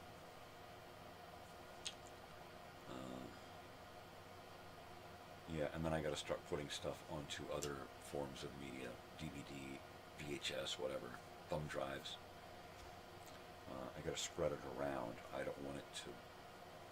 I don't want to be gone and then have all of this that I've done just be gone, just evaporate. So I need to save it all. And then spread it around. Put the whole collection in a box somewhere, pack it away, give it to my daughter. Put a bunch of the stuff together in collections and give it to family and friends. Upload it and share it all over the fucking place. And then, when I'm gone, I'm still here, baby.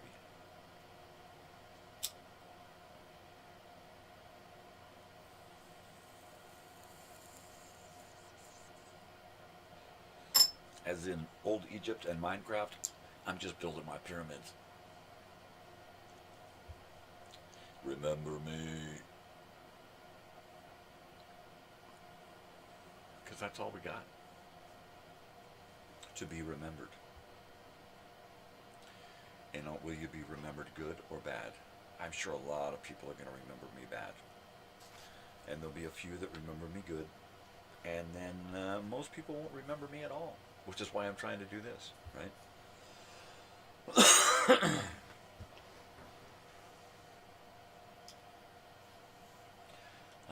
My thing would be for someone to come along way down the road and watch these videos and make some kind of connection. Or what would be really, really heavy duty, right, is that I come back later as my reincarnated self and discover these videos and make the connection between myself and myself, right?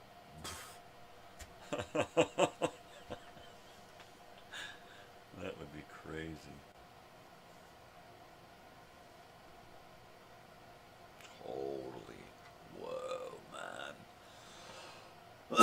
That would be crazy. Boom. Boom. Shakalaka boom.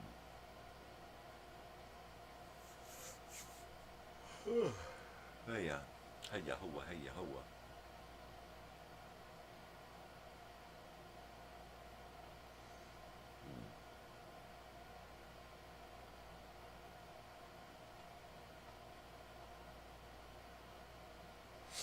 Alright, so what should I be working on this morning after I leave here, before I go to work? Because after that I'll be coming back and scarfing some food, taking a pill and laying down for a couple of hours.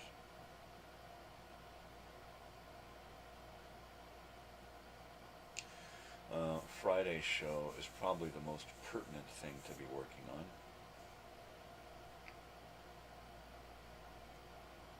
So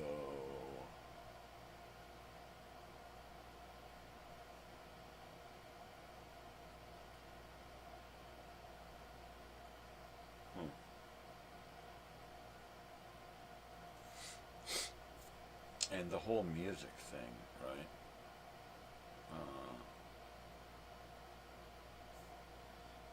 How am I going to do that?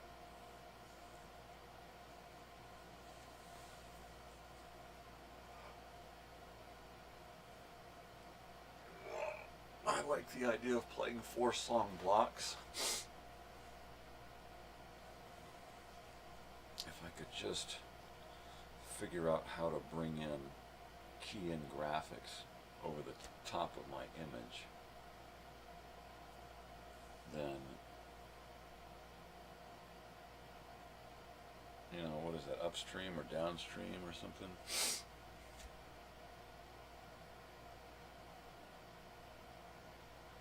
Yeah, I'm gonna have to just do that.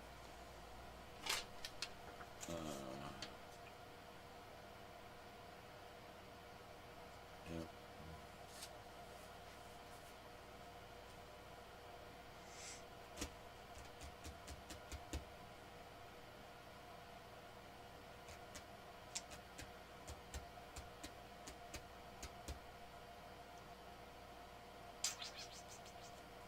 Yeah, I'm lost in my own brain again. That's okay. That's where I live.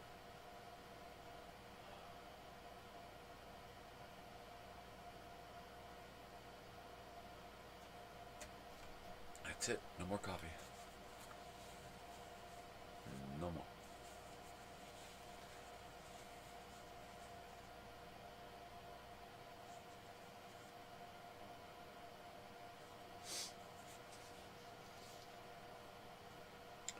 So, yeah, I think I'll use my northern outposts as a base of operations for further exploration. And I'll go north from there. I found a dark oak forest, so I'll have to rediscover that. I'll have to go back and take the same route that I took to get there, hopefully discover it again. Yeah. So I found some coordinates, and I'll have to go back to those coordinates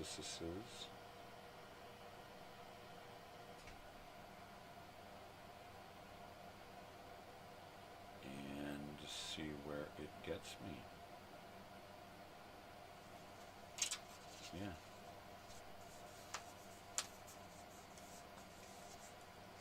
I like the idea of making a opening video. That'll be fun.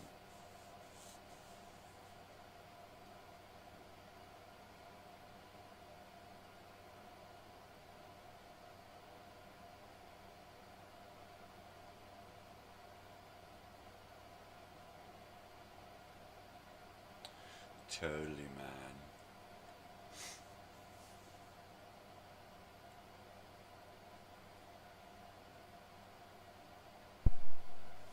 Sorry, I was just overcome with a little bit of pain. So I was struggling with that. It's still there. It won't go away. It's my freaking neck.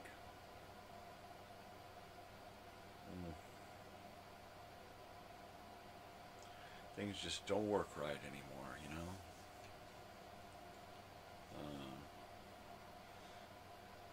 Some days the pain is just so annoying that my, natural automatic reflex is just to get really, really sleepy and go to sleep. Being trained from all of those pills that I took, right?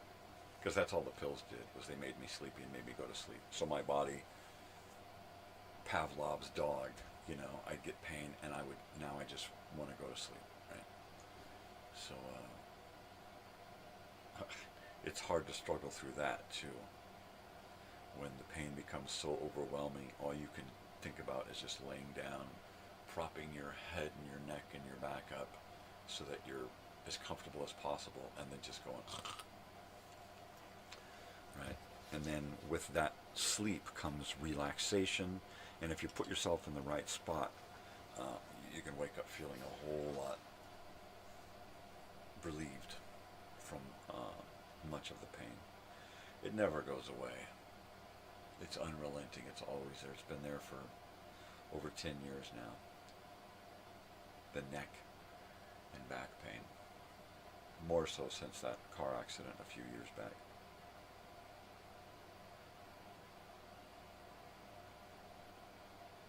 Do you get used to it? Yeah. Is it a bummer? Yeah. I just try to detach myself from it as much as possible. That's all I can do. Surgery's not going to kill the pain. It's just going to freeze up my neck, right?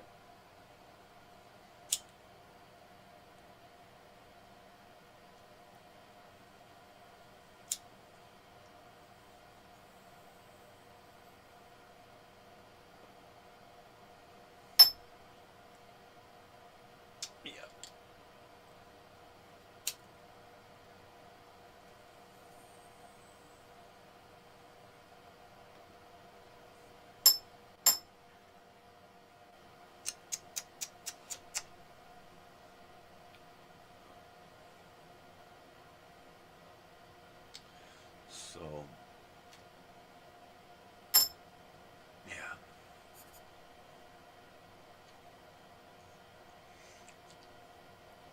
Minecrafting Mondays.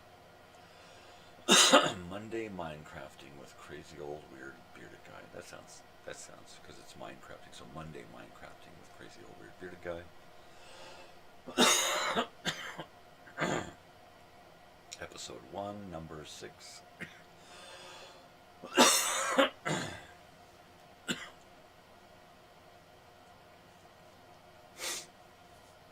Damn, coffee's gone. Oh, my spine, my tailbone, my neck. Anyways, enough about me. Let's hear about you. Let's hear about you for a change. What are y'all doing this morning? I'm thinking about stealing some more coffee. Take a half a cup out of the pot.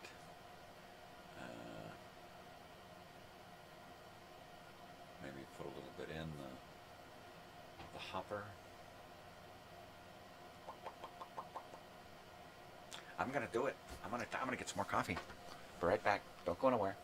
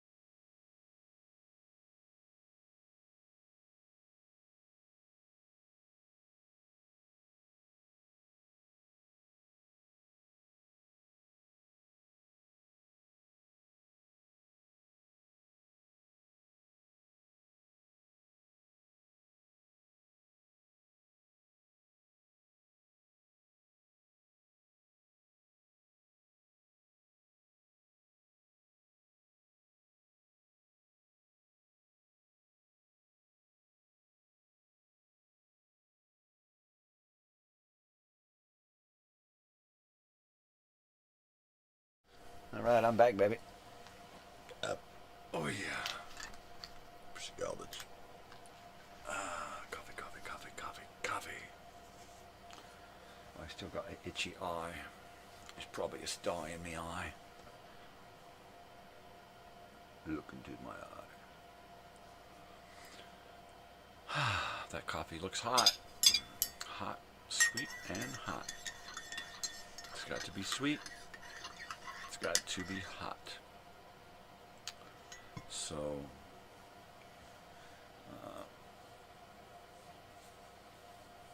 I guess I'll spend the week working on, first of all,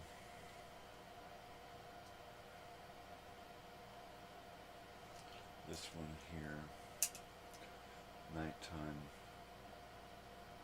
It's got to be first. Minecrafting, not so much. EBS has got to be second.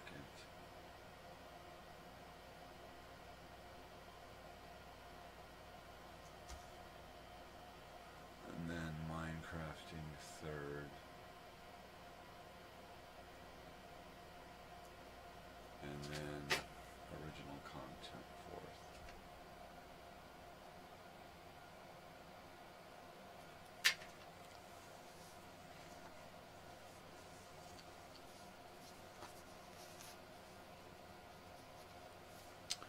My daughter's birthday is coming up soon, so we got her an Airbnb for a couple of nights, so she and her friends could get together and whoop it up. Right? What are parents for? Not much else I can do. Not much else she wants. I mean, that's kind of the way it is. If she wants something, she says, hey, give me this. If we can get it, we get it. Lately it's just been, I just want to hang out with my friends, which is great, Usually if there's something she wants, it's usually taken care of throughout the year. We don't usually wait, well, you gotta wait your birthday or Christmas. We don't usually do that shit. So when it comes to her birthday or Christmas, she's like, whatever. Because she's probably already got whatever she needs anyway. And it's not like she's, well, now let's see what else I can dig out of my parents. She's not like that.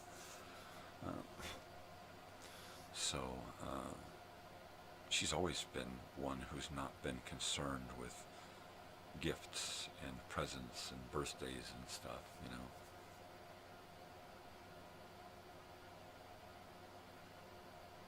I guess the apple don't fall far from the tree, right? Ooh, that is hot. That is sweet and hot. Perfect way to finish off the morning. The last hour will be sweet and hot. Yeah, baby. Oh, yeah. So, let's see. I've got my plan for the week. It's Monday, the 2nd of September. Oh, my goodness. I don't believe this. This year's almost done. Another year in the can. That's crazy.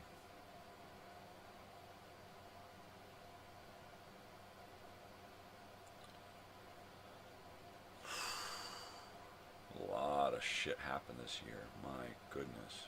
I mean, the year, going back to December, it started off horrible. Or the last year ended horribly.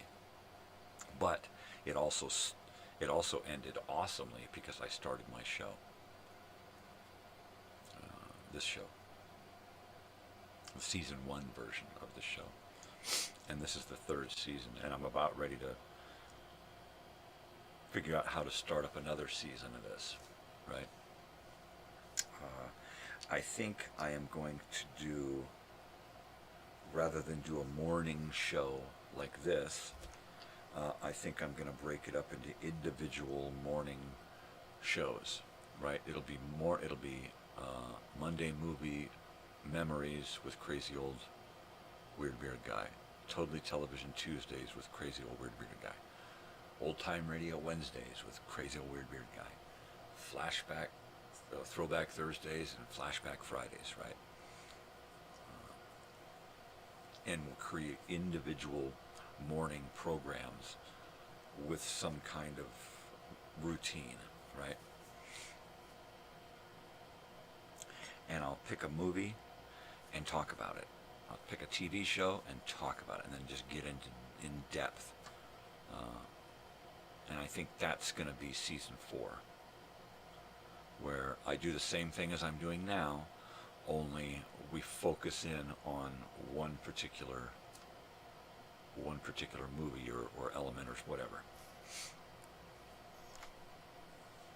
Because this show is just, this channel is just evolving naturally. I just let it happen. I don't try to, when something happens, it usually spurs me off into doing a new thing, like my daughter starting at the university and all of a sudden having 3 online classes and having those classes during the same time, 3 days during my show time. And so it's like, okay, I'm not even going to compete. You take priority. I'm going to squeeze my stuff in around you and do it like that. So I'm going to grab the 5 o'clock slot Mondays, Wednesdays, and Fridays, and she's got the internet on Tuesdays and Thursdays and before 5 on Fridays, right? And Mondays and Wednesdays, she's on campus the whole day. So I do Mindcrafting on Mondays, I do Elsinore Brothers and Sisters Live on Wednesdays, and Friday I do my new 2-hour nighttime nonsense and nostalgia show, and I think that's going to do it. That'll work. I could try to shoehorn in original content to premiere on the off days when I'm not live, on Tuesdays and Thursdays, and try to premiere something on those days. It's going to keep me pretty busy, pretty damn busy, but it keeps me out of my head, right? Keeps me in my head, but out of my head. Out of my head, over you. Out of my head, over you. Out of my head, day and night, night and day and night. All right. All right, take it easy. Take whoa now. Whoa. I don't want to start singing. Ow. Damn neck. See? It's like a bag of broken glass in between my head and shoulders. It used to be like a bag of rocks. A bunch of little pebbles. And now it's just like broken glass. It sounds like it too. That's the thing. If I'm wearing earplugs and I move my neck around, oh man, in fact right now I can hear it. It's just horrible. It's like shards of glass rubbing up against each other, and then sometimes poking through that bag and into a nerve. That's what it feels like. I swear. I swear. Scout's honor. No, really. It's horrible.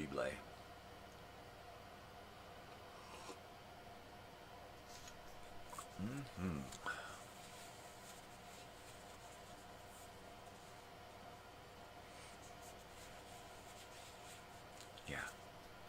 I'm still trying to come up with what to talk about on the Elsinore Brothers and Sisters show. I mean, I know it has to do with the reunion. I think maybe I'll just write up some copy. You know, look, this is what the reunion is. This is what it's about. And then I'll get some graphics together and I'll just create some kind of pilot episode that explains what the reunion is. And then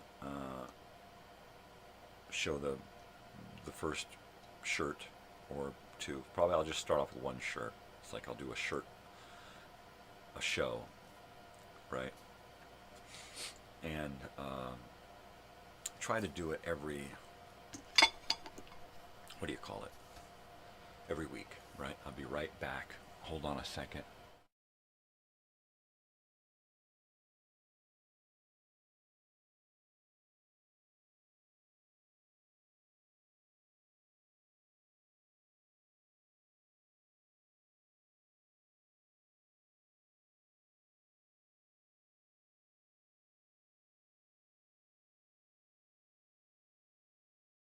All right, that's better. I had a nose nug that was going crazy.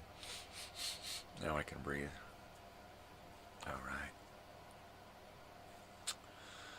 So I guess I'll try to keep the show pretty basic, the first show. And then once that show airs, maybe have an idea, or maybe you'll have a guest lined up for the next show. Take a look. Here's the show. It's about a half an hour long. I want to get a guest on for 5 to 10 minutes, just to talk about their thoughts about the reunion. Talk about. I'll come up with a basic question Q&A thing that I'll ask everyone that comes on the show. Basic stuff. What was your favorite place in Lake Elsinore? If you had one person to reunite with, who would it be? What was your favorite music? Your favorite MTV video? Just random, cheesy 80s question type stuff,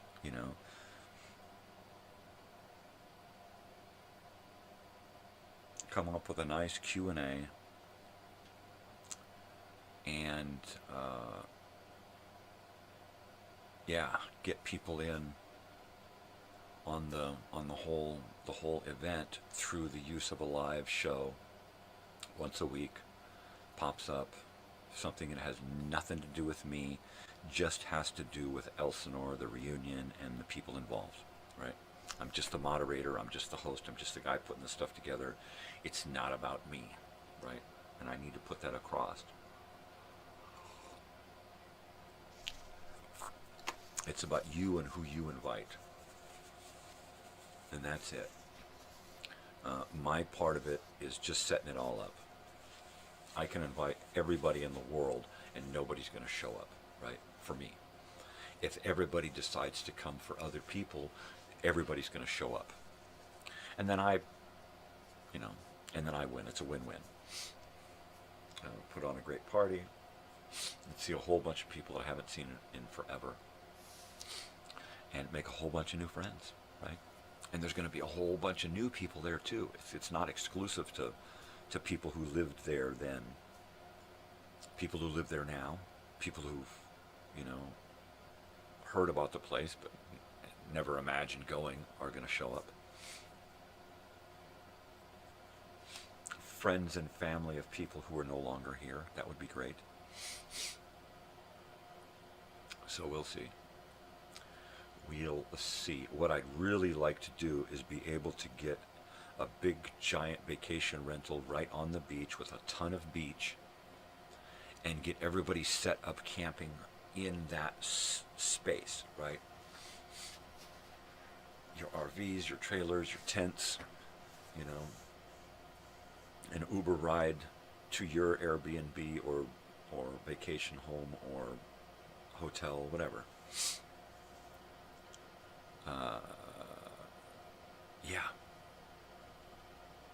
Just a nice big house with everything we need.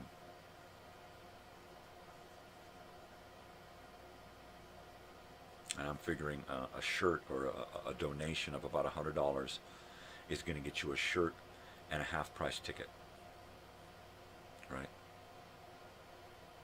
So whatever, and the prices of the tickets are going to be about $100 because we're raising money for music mainly.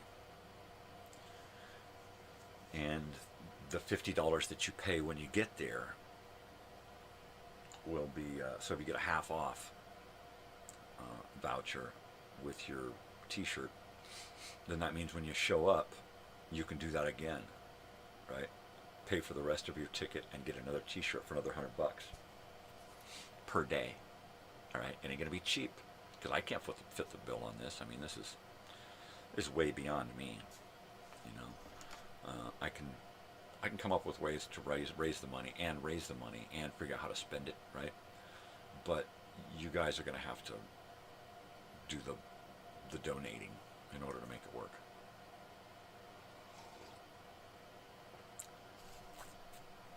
I just need to create a live pilot that really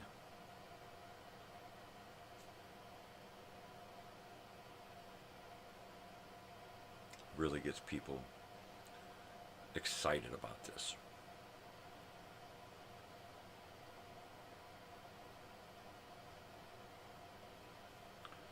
And a pre-show.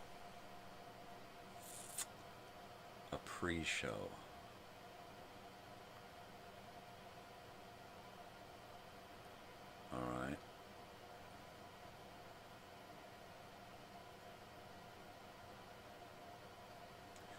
So a pre-show, some commercials, some kind of a travel log or something with Elsinore in there.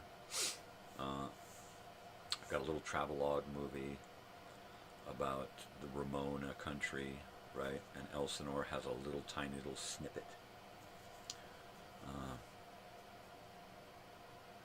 So I'll probably use that whole video so that snippet can be there, and do that in the intro, the pre-show video. Put together a 20 or 30 minute pre-show video, so that when I go live, I've got something playing during my pre-show stuff, because a pre-show is really important to make sure that technically the show is running smooth, and to share the show on the different media platforms so that it goes live, and then it pops up on Facebook, it pops up in the event, and it pops up in the group, right? All three places live. And then we can see what's what. If I can just get a few key people to come on the show for 5 minutes and answer a Q&A, and basically that's it. You know, they come on, they answer a Q&A, and that pretty much is their portion of the show, unless they have anything that they want to talk about, right? And then give them the opportunity to talk about anything Elsinore related, or I don't know, share their brand or whatever people do nowadays, right? Why am I so tired? Oh, it's the pain, that's right, I forgot. Boy. Just leave it alone. Leave it alone, walk away from the pain, let it go in the other room. We don't need it here. We don't need it.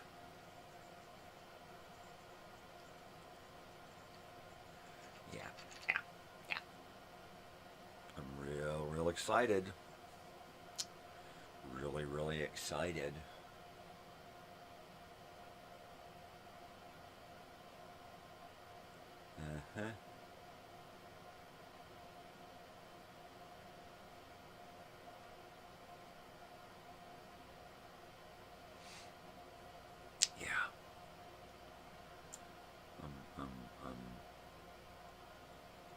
Yeah. So what am I going to do after this? See, I know I've got to go and work at about 11. So that means from about 8 to 11. It's about 3 hours. Do I just go lay down? Am I going to be too amped up on coffee? Do I sit in here and work? I guess if I'm going to be awake and here, I should be working. And I think first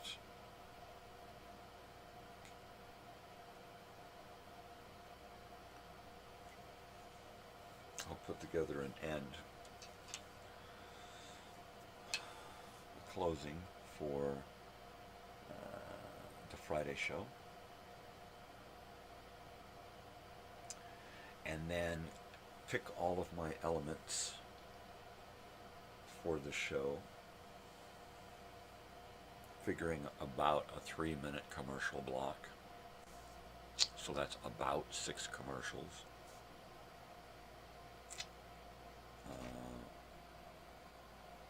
Per block. And figure we'll have about 3 blocks of video commercials. We'll stick to the same format as the radio. We'll play us a video. We'll play 3 minutes of commercials. We'll play another video, bada bing bang boom, back and forth. We'll do a little bit of news, right? Yeah.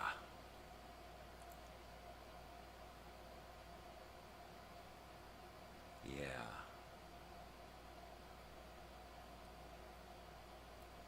That'll work.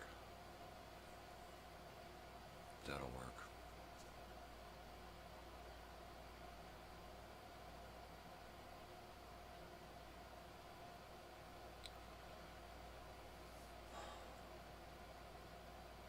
So if I put that show together this morning, or put that closing and that hour show together this morning,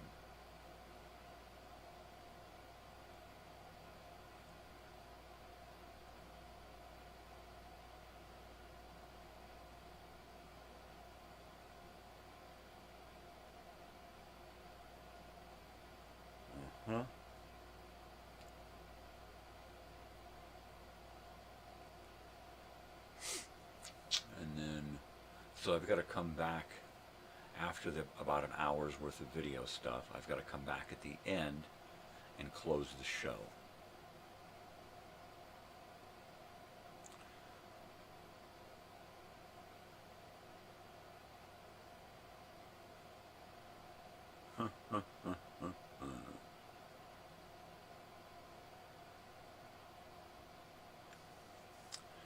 Yep.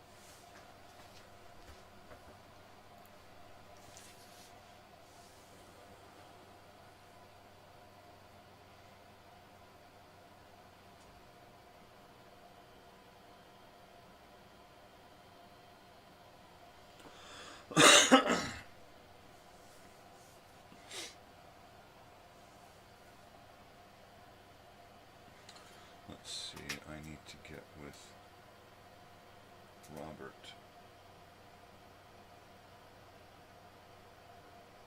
and talk about t-shirts again.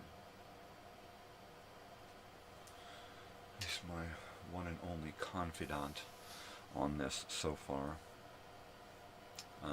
People who I'd like to get on the show would be Robert, Fasha, Hiram,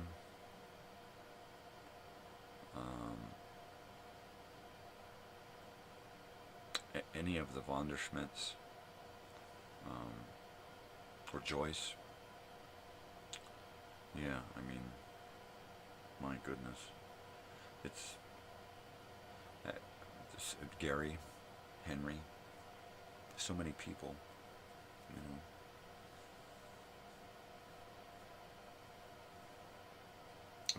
some people who I know would never even want to come, let alone get on the show for any amount of time, for any amount of money. That's a bummer.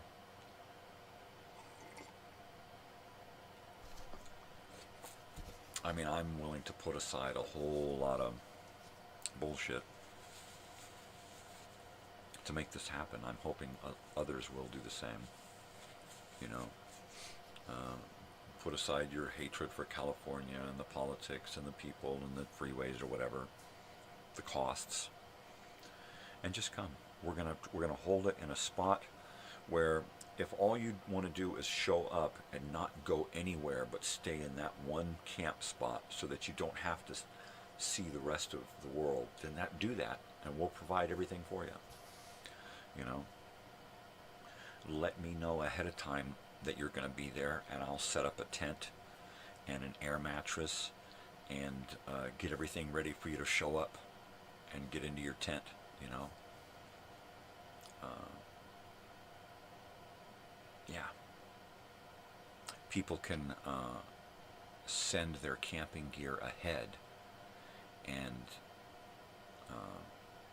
we'll have it waiting, you know. I can do that. You let me know and I'll set it up for you. You know, pack a nice cooler filled with all of your camping gear and ship it to me. And it'll be sitting there waiting for you in your camp spot when you arrive.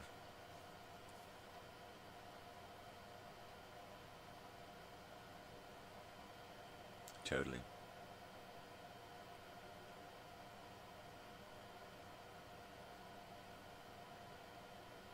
I mean, I can totally envision the whole thing in any number of configurations depending on how much money gets raised and where we decide to hold it and how many people show up.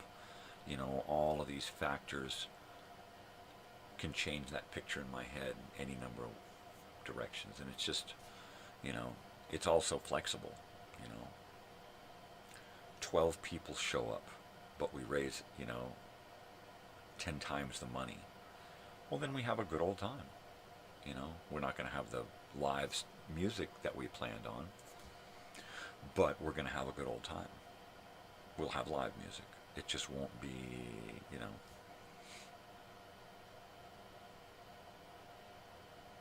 And then there are people who are saying, well, I'll just buy a ticket when I get there, and that's going to be fine. You can donate when you arrive and get a ticket. Yeah. And then once you get inside, then you can buy any kind of t-shirt that you want, because we should have all of the t-shirts there.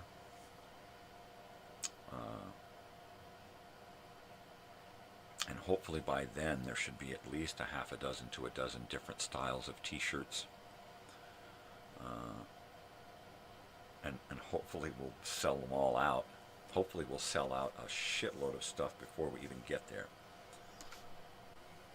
Because I'm not going to have anything printed up, at least from what I can figure now, is I'm not going to have anything printed up in bulk. I'm going to take orders for the first run. So I'm going to be printing out just what people are paying for. And if most of the orders are coming in for a specific size, then I will, with that extra money, have some more of those printed out in that size. Or have some new ones printed out in that size. So we're ready to go. If you want this shirt, we've got plenty of them. If you want another size, we'll get an order together. You know, and then with the t-shirt, people decide how many I need. You know, how much ink do you mix up for a batch, and how many shirts do I need to order to get a one run? You know, it can't be a lot, but it can't be so few that it's not worth their time, right?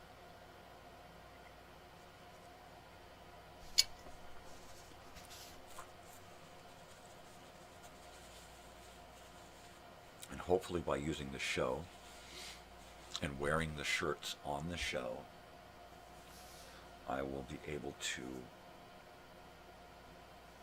you know, really make a hit with the shirts.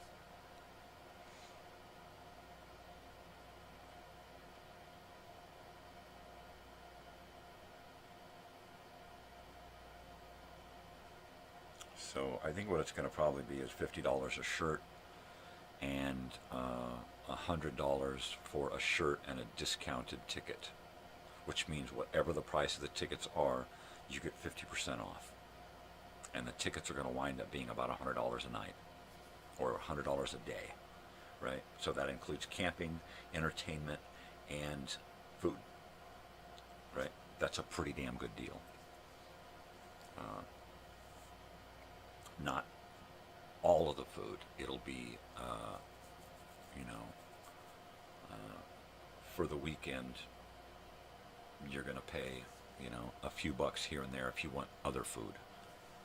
We'll have a food truck. I don't know if we're going to have a food truck every night. We may have a food truck 2 nights along with food that we're serving. So if you don't want what we're serving, there's a food truck, kind of a thing. And then one night we'll have where it's just us, everybody. After 2 nights, we will have decided what that 3rd night of food is going to be. We'll have a group of people do the shopping, a group of people do the prepping, a group of people do the cooking, and we'll all sit around and eat together, right? The food that we made. I think that's the best way to do the last night with the food, is a meal that we all prepare together. Yeah. Sure. Gosh, I just can't. Can't wait. So, shirts. I need to take shirts with me. And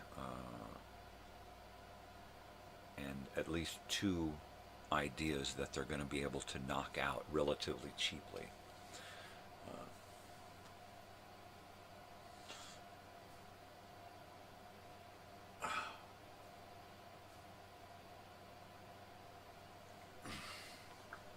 Ooh, I need to get the KMET logo.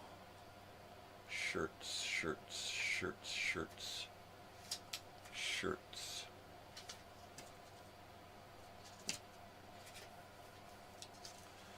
KMET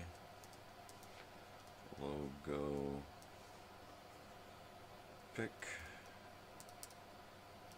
Picks.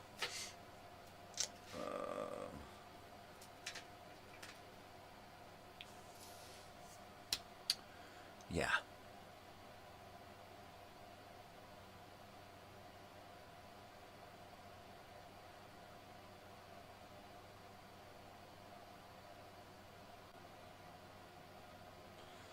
Wow, the silent zone.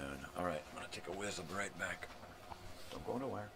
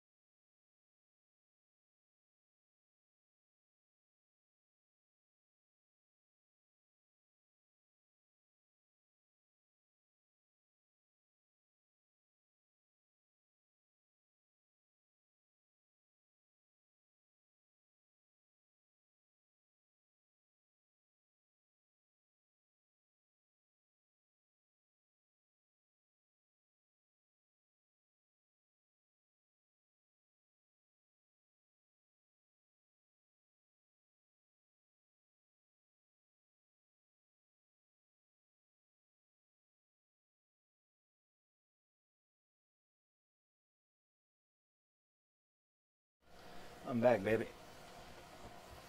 Dude. Sometimes it just don't want to stop. It just keeps coming and coming and coming. It's like, all right, bladder, put a cork in it.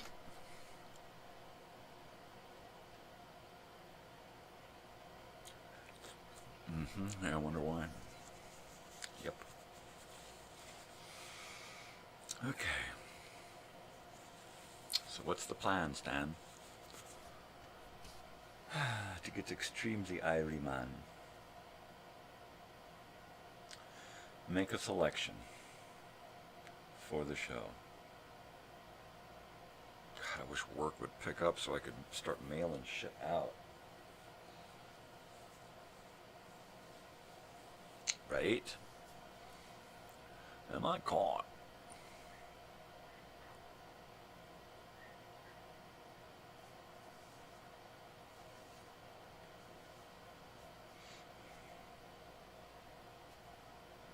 Am I going new way? Alright, yes way. Yes. Yes way.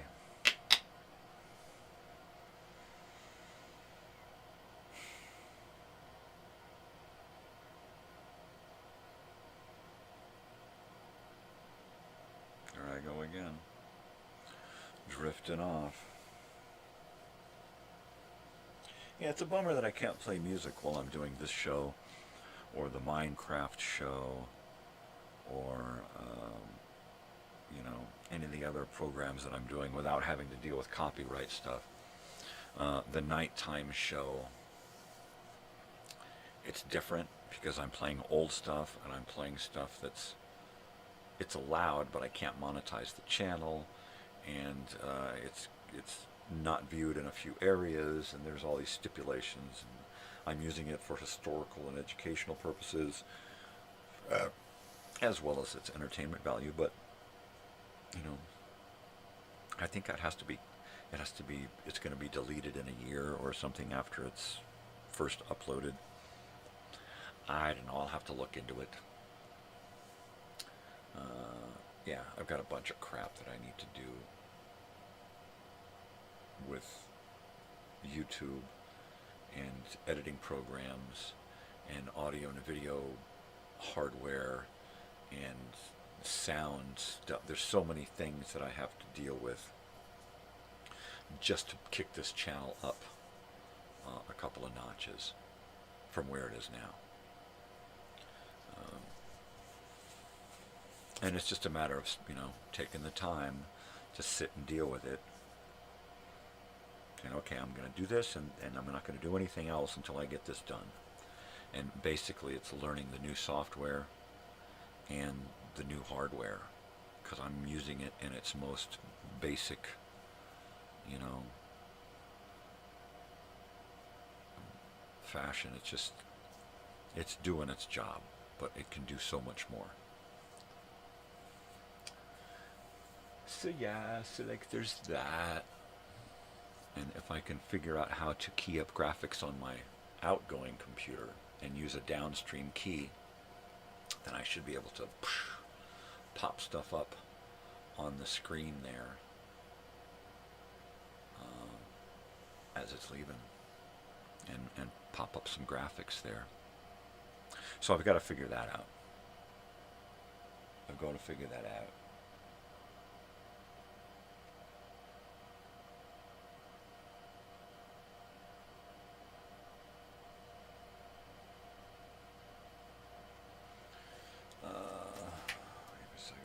Q&A.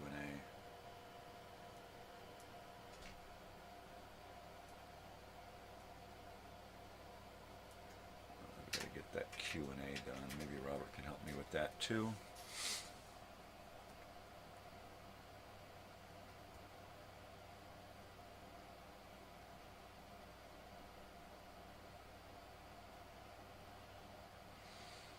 Wow, man, that's far out. That's just groovy, man.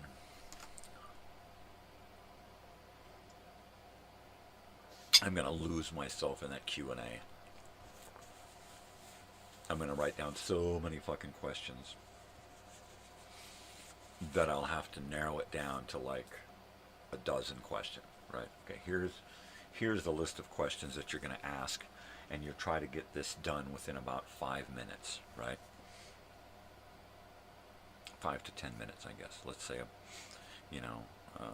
less than about a minute for the question and the answer, I guess. What street did you live on? You know, who was your best friend in junior high? You know, what was your favorite song on the radio? What was your favorite video on MTV? What was your favorite drink of choice? What was your favorite snack, drink, and food? What's your favorite fast food back then?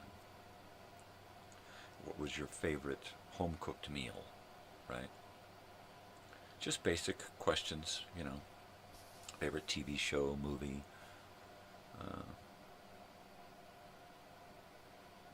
Yeah. And then, while I've got that person on, I need to bring up a yearbook photo of that person. And whatever old photos I can dig up of that person. So that should be pretty easy, because most of the people I have in mind for being guests on the show, I'm pretty sure I'll be able to get pictures of them from the yearbook and hopefully other places. I've got most of those people on file anyway. Yeah, baby. So that'll be cool. So the Q&A and a now and then photo. Let's just put then photo. Guest. All right.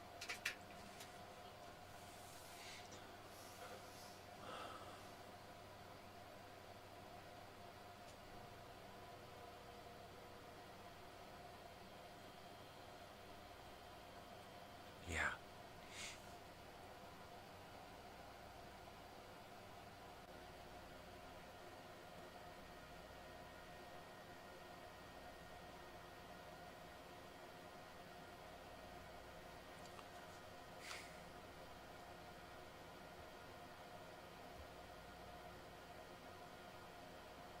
Now, to be able to key up graphics,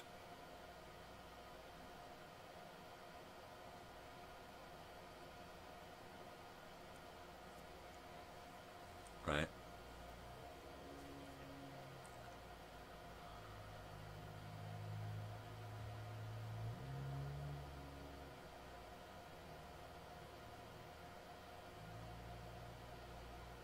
If I'm going to do a live show with guests, then I'm going to want to bring up photos and videos and stuff alongside or with the guests. So I'm going to have to come up with some sort of a two-way graphic setup.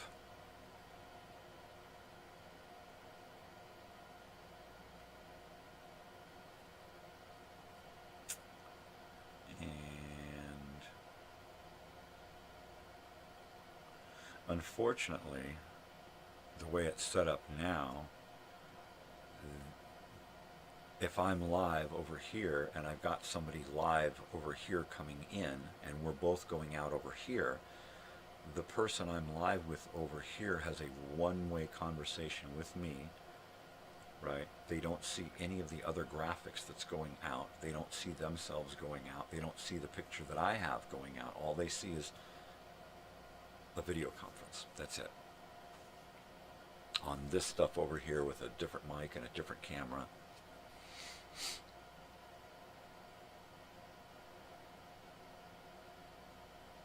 So anything that I show, they're not going to be able to see. Anything that I share on the program here, they're not going to see. All they're going to see is my face from this angle as it's going out over here.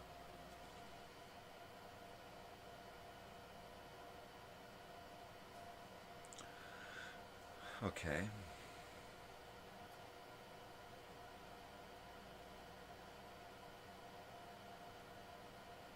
Now, if I had two of these mixers, I could have stuff mixed into this computer from another video source, from another camera, so that when I'm live with this person here, I can actually share stuff with them on their screen as my video side of the conference. And then that would go out here, where I could also mix in graphics over the top of that and then go out live. Whew! That's a bit complicated. Of course, if I can get the software and stuff to work and the hardware, it should solve a lot of my issues, right?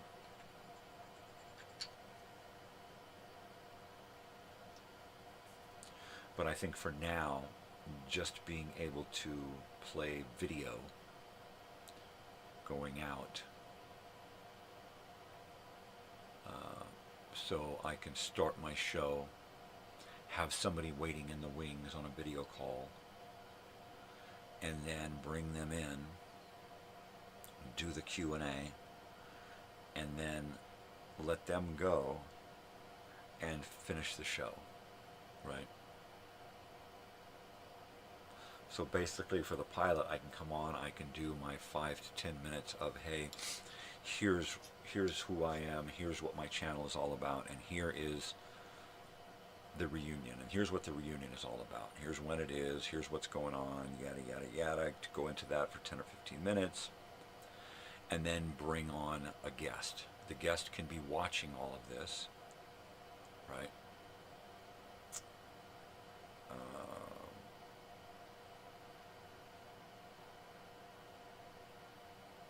Or maybe I can just say, okay, look, here's the deal. I'll start my show, and then I'm just going to call you. Bang, I'm going to call you and then bring you on. And you're going to be ready to accept the call and talk live and answer some questions, and that's it. And then I can let you go, and then that's going to free up my computer here to do the call and the opening and closing credits, right?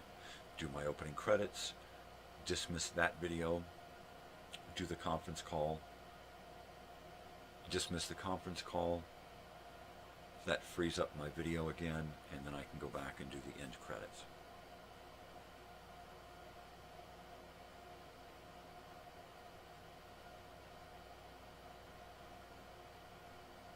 Sure.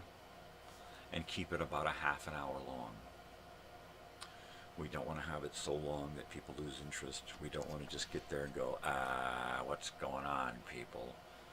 Have a plan of attack every time. Have a method to the madness.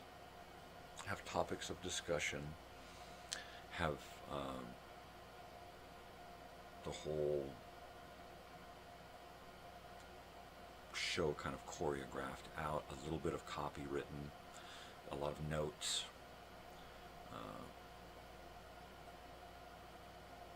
That's right. Guests can also be entertainment, right? If I can get a video conference call, even if it's just recorded, and I upload it, okay, and here's a video, a call that I had with Dennis from Thieves Like Us. That would be great if I could do that. Get him on a video call and have him in his studio with his instruments there, and do a bit of a, maybe him and the band, or him and his wife, or, get some kind of thing going on. And, yeah, that would be good. Same thing. Ask the whole Q&A,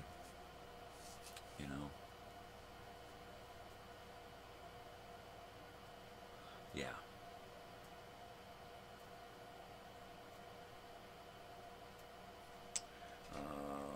I'm going to have to figure out how to get videos from people. Whether you want to send me a video of a video, or send me an actual DVD copy of a video, or a CD-ROM copy, or a thumb drive, or a VHS, or a Betamax, or a little tiny video from a camera. You send me anything, and I will get it transferred and uploaded and use it for the memorial videos, that kind of stuff. So if you've got somebody on video, then send it to me, and I will copy it and send it back to you, right? So that's got to be in the first video. Is send me your video, vids, and pics. That's got to be in that first video. Start gathering your videos and your pictures for a memorial video. Whoever you are, whoever they were, send it. I've got pictures of people, a lot of people who are gone for memorial video stuff. But I need a lot more. I need a whole lot more. Big time. People who we lost back then, and people that we've most recently lost, right? It's got to be everybody, the whole gamut.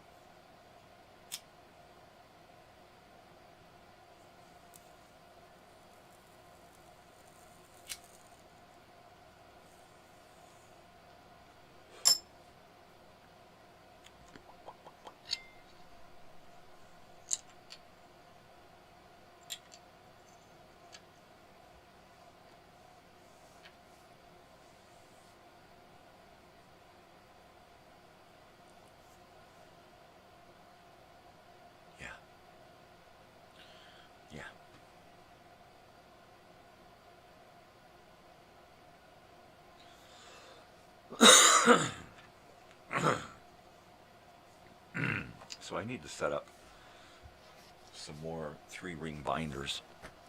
I need more ink and paper. And I need to set up a binder for each show. I need to set up a binder for the Elsinore Brothers and Sisters show / reunion. So it needs to have all the information for the show and the reunion. Right? So that if I go, it can all be passed on to someone else. At least that notebook can be. And the reunion can continue. You know, look, here's the t-shirt information, here's the band information, here's the camping information, the setup, here's how everything is supposed to be. It's in your court now, handle the ball however you want. And basically do that. Get it all set up and keep track of everything so that when all is said and done, somebody else can literally take the ball and run with it. And the closer we get, I'll have a couple of people, other people involved with access to all of this information.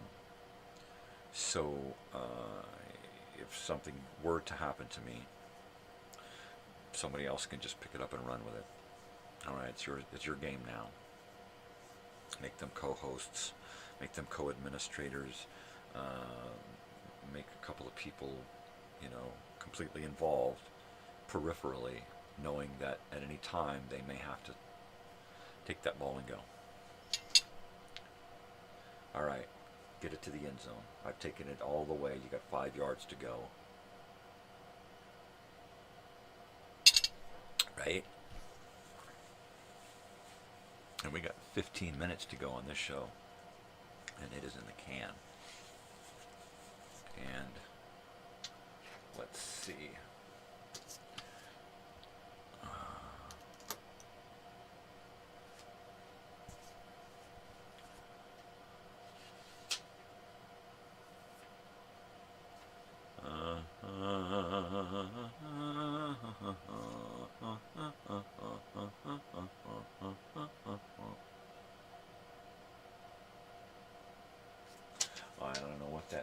so I'll save it.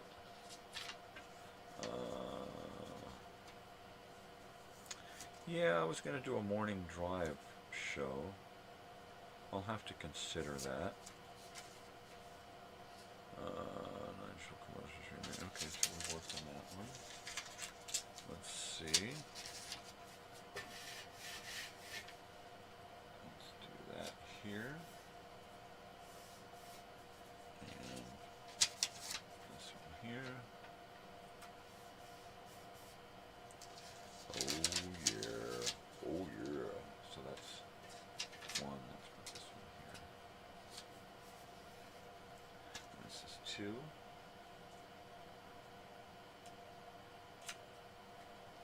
Come on, just stay. Whoa now. Stay. Stay. Three.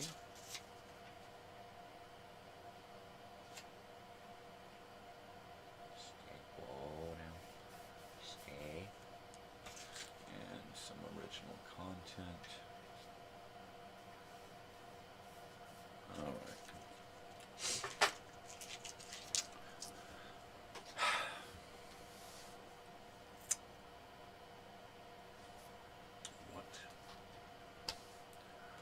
What?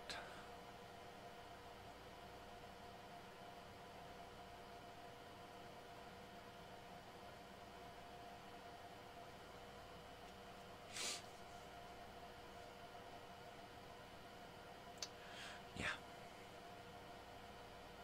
Yeah. I'm losing it. I'm losing it. Might as well pull out a little bit of this stuff here to get a little crispy. Let's get a little crispy. Crispy. There we go. I'm losing my mind.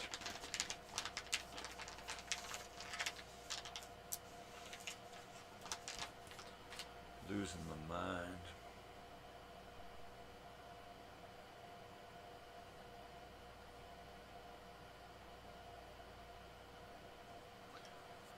Yeah.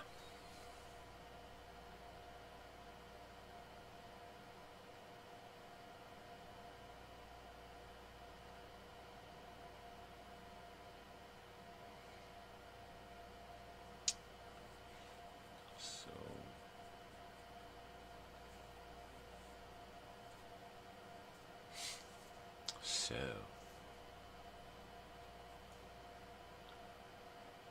totally.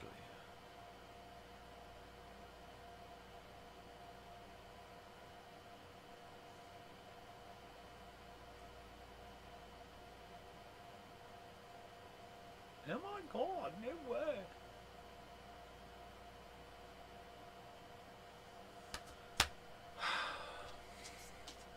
Logo picks. And then it's going to say that.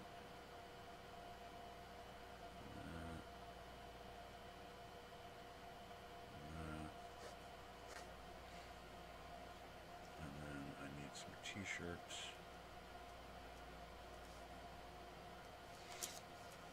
For samples. And then if I can get them to make up some basic color shirts, you know.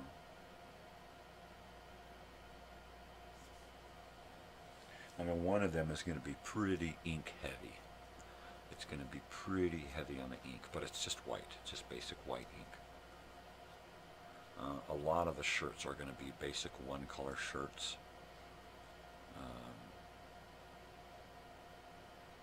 And what I'll do is I'll say, okay, look, here's the color of the shirt and here's the color of the ink. And you get your choice on this color shirt or this color shirt, but the ink stays the same. Or it's reversed. If you get a black shirt, it's white ink. If you get a white shirt, it's black ink. You know, if the ink is orange, then it doesn't matter white or black. You get the same orange ink, right? You want a black on white or a white on black, or a basic color on black, right?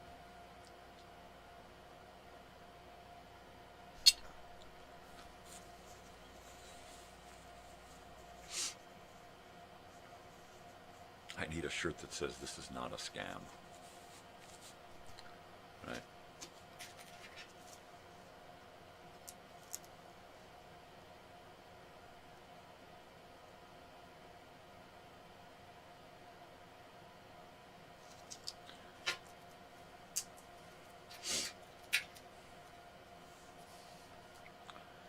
Yeah, right? Totally. Totally.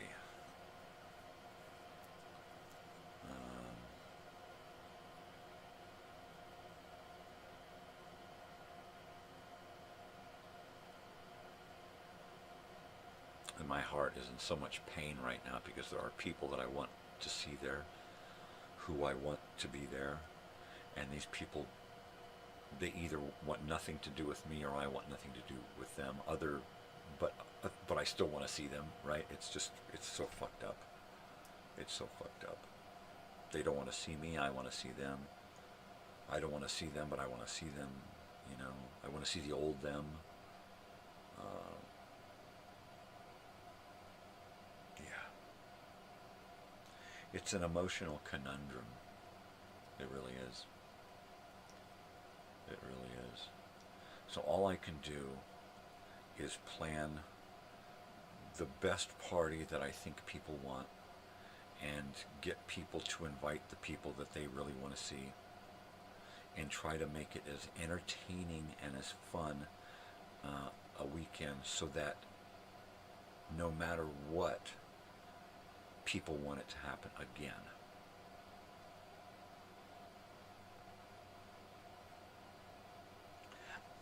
I don't know that I could make it happen again. I'm still on the fence about being able to make it happen this time, right? Or being able to make it the distance. We'll see. We'll see. I mean, even if I've got people involved who are on the other side of the country, if they have all the information and they know they have people here that can pull off a lot of the logistics, I can put people in charge no matter where they are.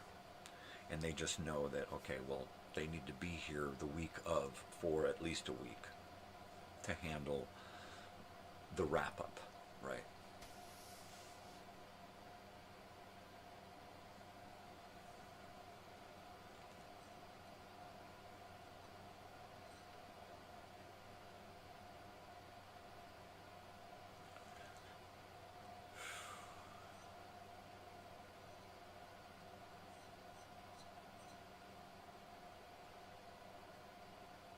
The hard part is going to be shirt production for the donations ahead of time is going to be pretty easy, right? I'll be able to come up with a bunch of samples, I'll take a bunch of orders, I'll have a bunch of shirts produced, and I'll mail them out, right? And that'll kind of happen like that. I'll just keep going like that. Here's some new shirts, some new orders, some new printing, some new mailing, and that's it. And just keep it going, keep it going, keep it going. And try to skim enough money off of the top of all of that to raise for the event, right? Which means try to keep the production costs low and keep the price of the donations as high as possible, right? That's all you can do. It's all you can bloody well do, man.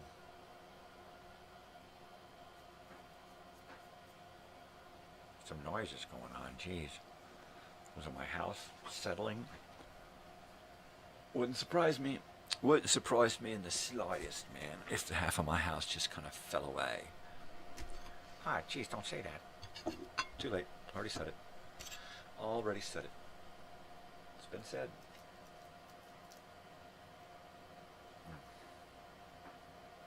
I think next up is a good Clint Howard movie when he was young, something that he was in.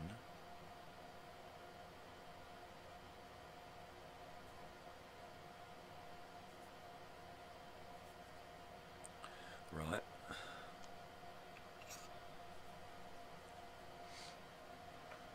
Yeah.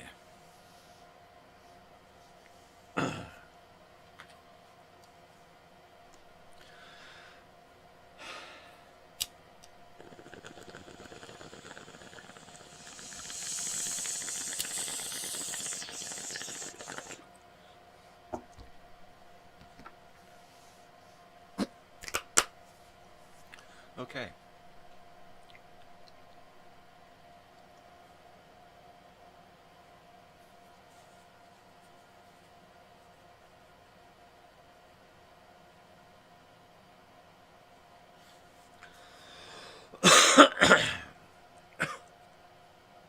Okay.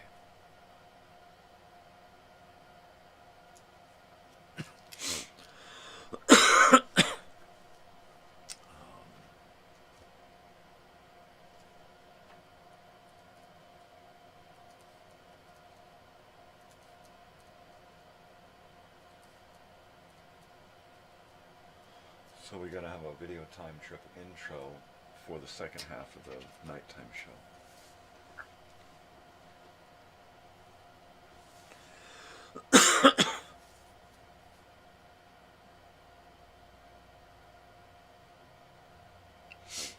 So we gotta have an intro and then commercials.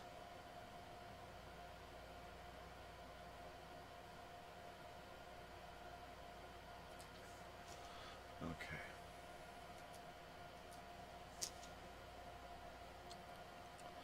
And then let's do a music video first.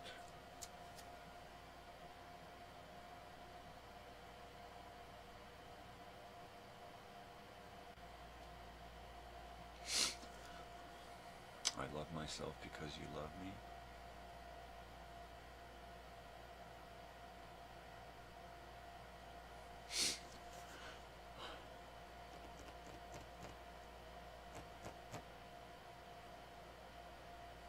Okay, so let's do a music video.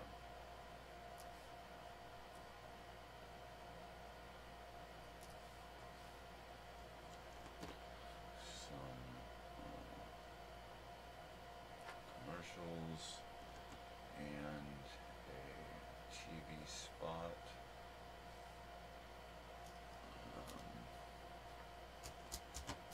And then let's do a cartoon.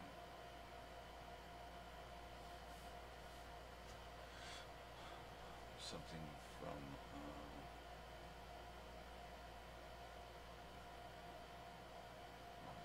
let's see, cartoons, movie,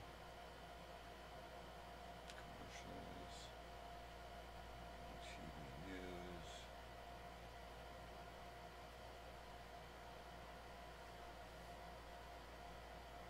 promos.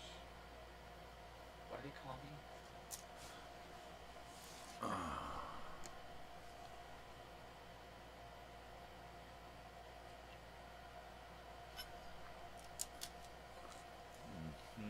PBS /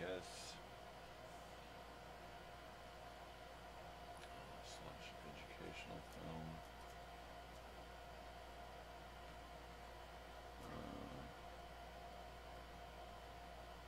Commercials and end. It's my shirt.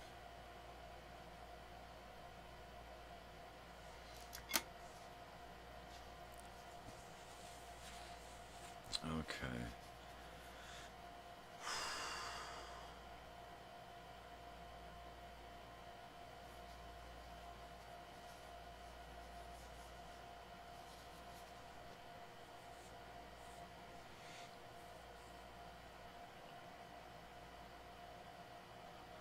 I could fill an hour with that. Same format as the audio show, the radio show.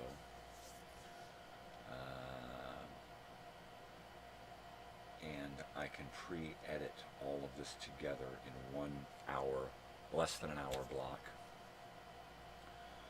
So I can start it on the hour after the audio show is about over, and then give myself enough time at the end of the show to come back on, give the kiss off, and do the exit.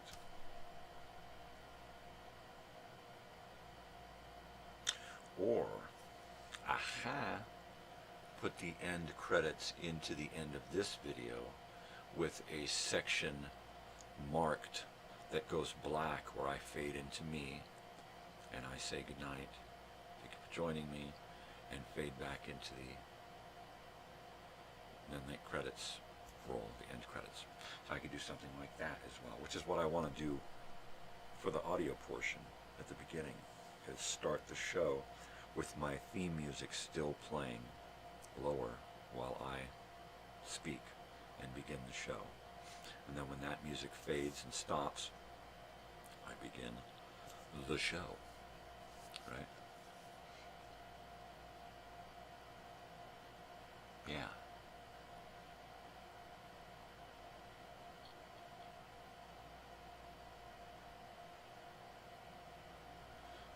So I have most of these elements for the video portion.